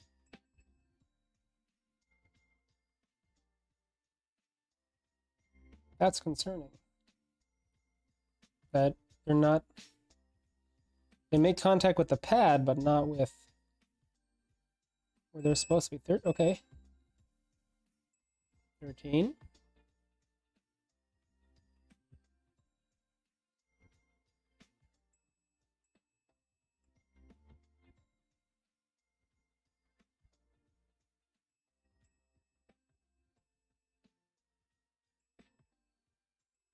This one's good.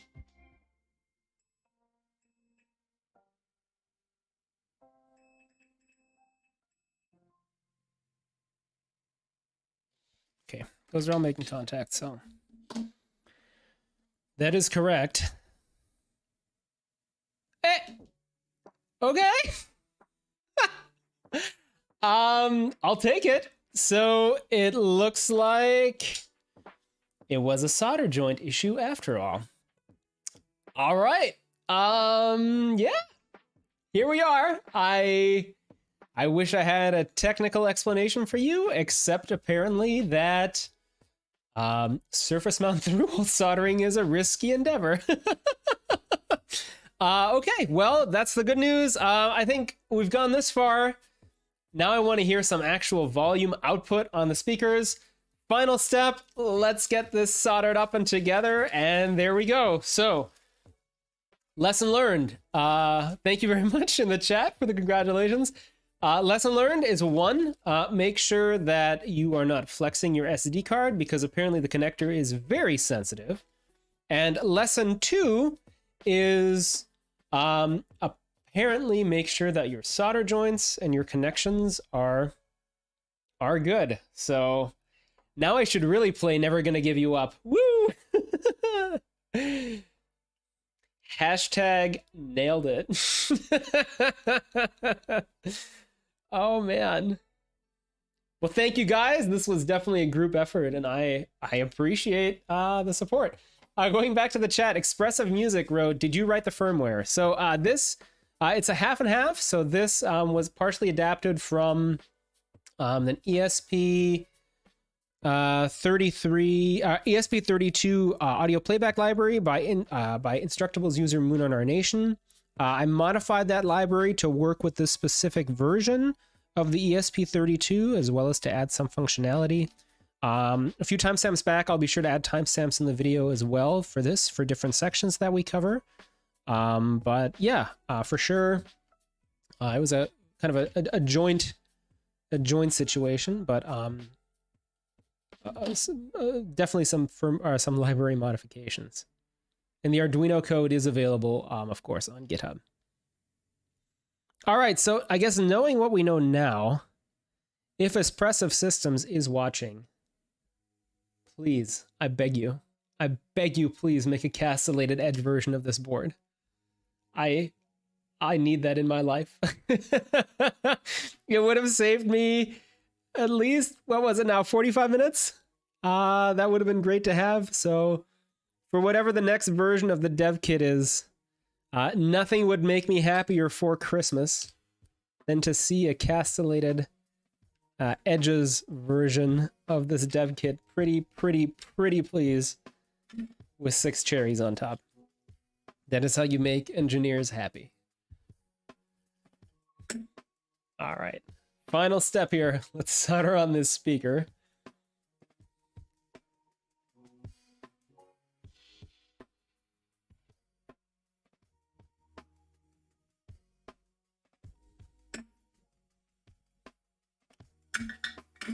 All right, that's 1.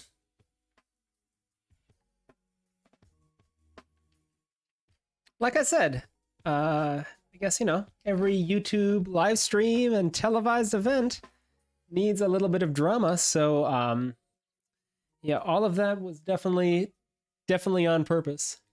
Just kidding. Ronald says, Dremel the ESP32 sides. Oh man, maybe. It's a little scary. I have seen people saw like an or like a Pico in half, and it still worked. So maybe we can do something similarly creative with the ESP32. All right. What now? Come on, buddy. Now watch. Now we're out of batteries. Oh my goodness.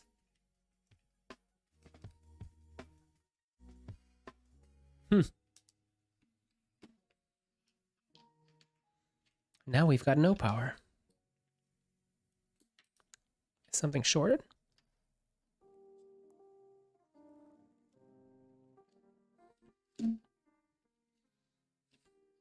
Oh, yes. I would say something is shorted. The wiring harness for the ground connection got desoldered from the board. Man, temperamental project.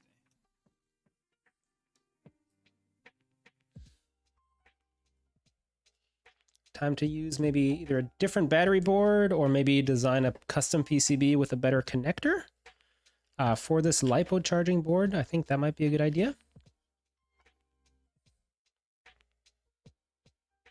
Let me get this guy reattached. I guess the wire gauge that I'm using here is pretty thin, so...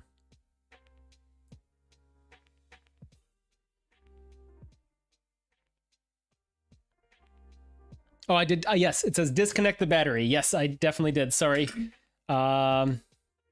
Absolutely. Never solder with a live battery, especially a LiPo battery, because those things like to explode.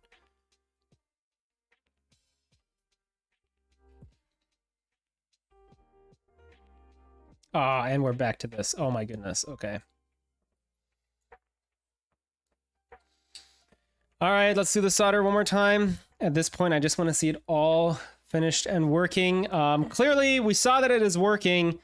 The solder joints appear to have some finicky issues.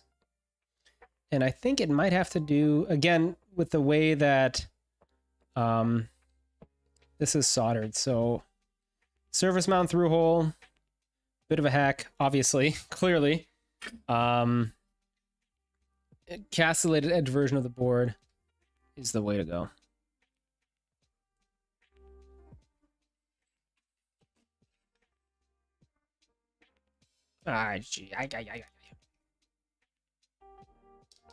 There we go. Woo! All right. We have done it. All right, so lesson learned. It says, yeah, hot air will solve your joints. Again, I think definitely the way to go. Let me just really quickly show that the volume works by turning myself down. All right. So lesson learned. Hot air will solve my joints. So number one, it is apparently possible to solder these by hand, which is very good. But the solder joints are potentially very sensitive. Hot air as expressive music recommended in the chat is definitely, I think, a good way to go. Another way to go would be to use a hot plate and solder paste. That's something definitely that I want to try. If Espresso Systems is watching and they do want to make a castellated edge version of the board, I would personally love to have one. It's great, clearly from other microcontrollers like the Raspberry Pi Pico. We've seen that it's hopefully becoming a popular option. But hey guys, the good news is thank you for sticking around and thank you for all your help. The project does work, which is super duper awesome and super duper exciting. So thank you guys so much. Before we go though, one other quick thing. I want to give a quick rundown of other projects that are coming up in the future and just what is next for Super Make Something. And the thing that I'm really getting excited about is I have been just started to partner with the company Monport Laser. Monport makes a version of the K40 laser cutter that people might be familiar with. But the cool thing that they do is they basically import the machines, inspect them, add a board that is able to run the Lightburn laser engraver software, which is like the kind of really nice laser engraver software. And then in addition to that, they make kind of accessories for the K40 that interface with the machine. So for example, they have a water chiller. So a lot of K40 setups will use like a Home Depot bucket and then kind of just a pump to circulate the water. They actually make a chiller to keep your laser tube from overheating and keep it nice and cool while you're cutting.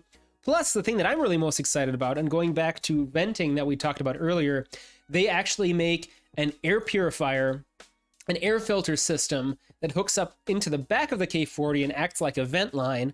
So in case that you're using the machine in a basement or a space that doesn't have great ventilation, this will actually filter out a lot of the foul odors and the particulates to make the machine that more safe to use indoors. And that's something I'm very excited about. So people that have watched the channel before may know that I have a K40 currently that I use in my basement. And that has a tendency to get a bit smoky. So I'm really excited to give this laser a try and to report back on how well the venting situation works. So definitely stay tuned for that. The other thing that I'm excited about is that there is a pro version of a printer that I was just emailed about by a company rep that will be coming out soon. It's a very popular 3D printer, and it has a bunch of quality of life upgrades that I'm not sure that I'm allowed to talk about yet. But certainly, that is something that I very much look forward to sharing with you guys. So be on the lookout for that on my YouTube channel. And be sure to subscribe and hit that bell and all those things to be notified when those videos go live. Woo! But anyway, so guys, so we made it. Thank you so much for sticking around and helping me debug this soldering issue. It was great to be live and to chat with everybody again and to answer your questions as we're going along. Just in general, doing stuff like this online is super exciting because it adds that extra element of danger to make sure that everything has to work as advertised. But I'm also always very excited to come online and really share parts of the project that maybe didn't make it into the final project video because it would have gotten too long with you guys. Just because there's some really cool engineering. So for example, that volume potentiometer and making it logarithmic instead of linear. And kind of going more into in-depth of how to, set up the Arduino and import those libraries, and then how FFMPEG works is always fun. And it's always great to hang out with you guys. And I so sincerely appreciate you guys sticking around till the end and watching this mini video player work. So also a quick note. So like I mentioned, there will be kits of this kits of this project. A couple of the technical difficulties I think that we encountered during this live assembly stream definitely point to the fact that it would be good to have another board revision. So one thing that we want to fix is obviously the silk screen. The other thing that we want to fix is I want to make the solder pads on the boards here, these guys here, a little bit wider so that the board is a little less sensitive to having perfect alignment issues. And then the other thing, of course, I think that we learned here too, is that once it's easier to solder those, maybe there's also some really finicky kind of high tolerance connection to get the SD card to actually work with the SD card reader. And I think the solution to that is making the diameter of those through holes a little bit bigger. So then that way it's a little bit easier to slot in the SD card reader and the LCD screen into those holes and hopefully flex the board a little bit less. I will definitely also look into the solder station that was mentioned in the chat. I really appreciate that, as well as a hot air workstation. I have a little bit of an electronics workbench off camera here. That's a fold down workbench that you might have seen me post about on Twitter or Instagram that I've recently installed in my office for some prototyping work. So that might be a good place for those components to live. In case you decide to build these projects for yourself or eventually order the kit with a new board revision once it becomes available, I would absolutely love to see how the project turned out for you. If you decide to take this video player project and expand it into, like I said, a mobile weather station or a conference badge, or you decide to use some of the extra I/O pins on the board for anything else that you can think of to expand this project, again, I'd love to see what you come up with. If there's any questions, this video stream replay will go live as a standard YouTube video right afterwards at the end of the stream. So you can also post any comments that you might have about the build there. I will be sure to add timestamps in the video description of this video once everything processes, just so that people can more quickly, easily navigate certain sections of the video. But really, that's all there is to this one. So thank you again so much for joining me on this Saturday afternoon for me, maybe probably at some point Sunday morning now, or Sunday night for some of you. And I, again, really appreciate you guys hanging out and sticking around.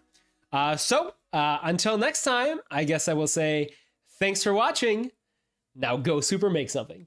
Bye-bye.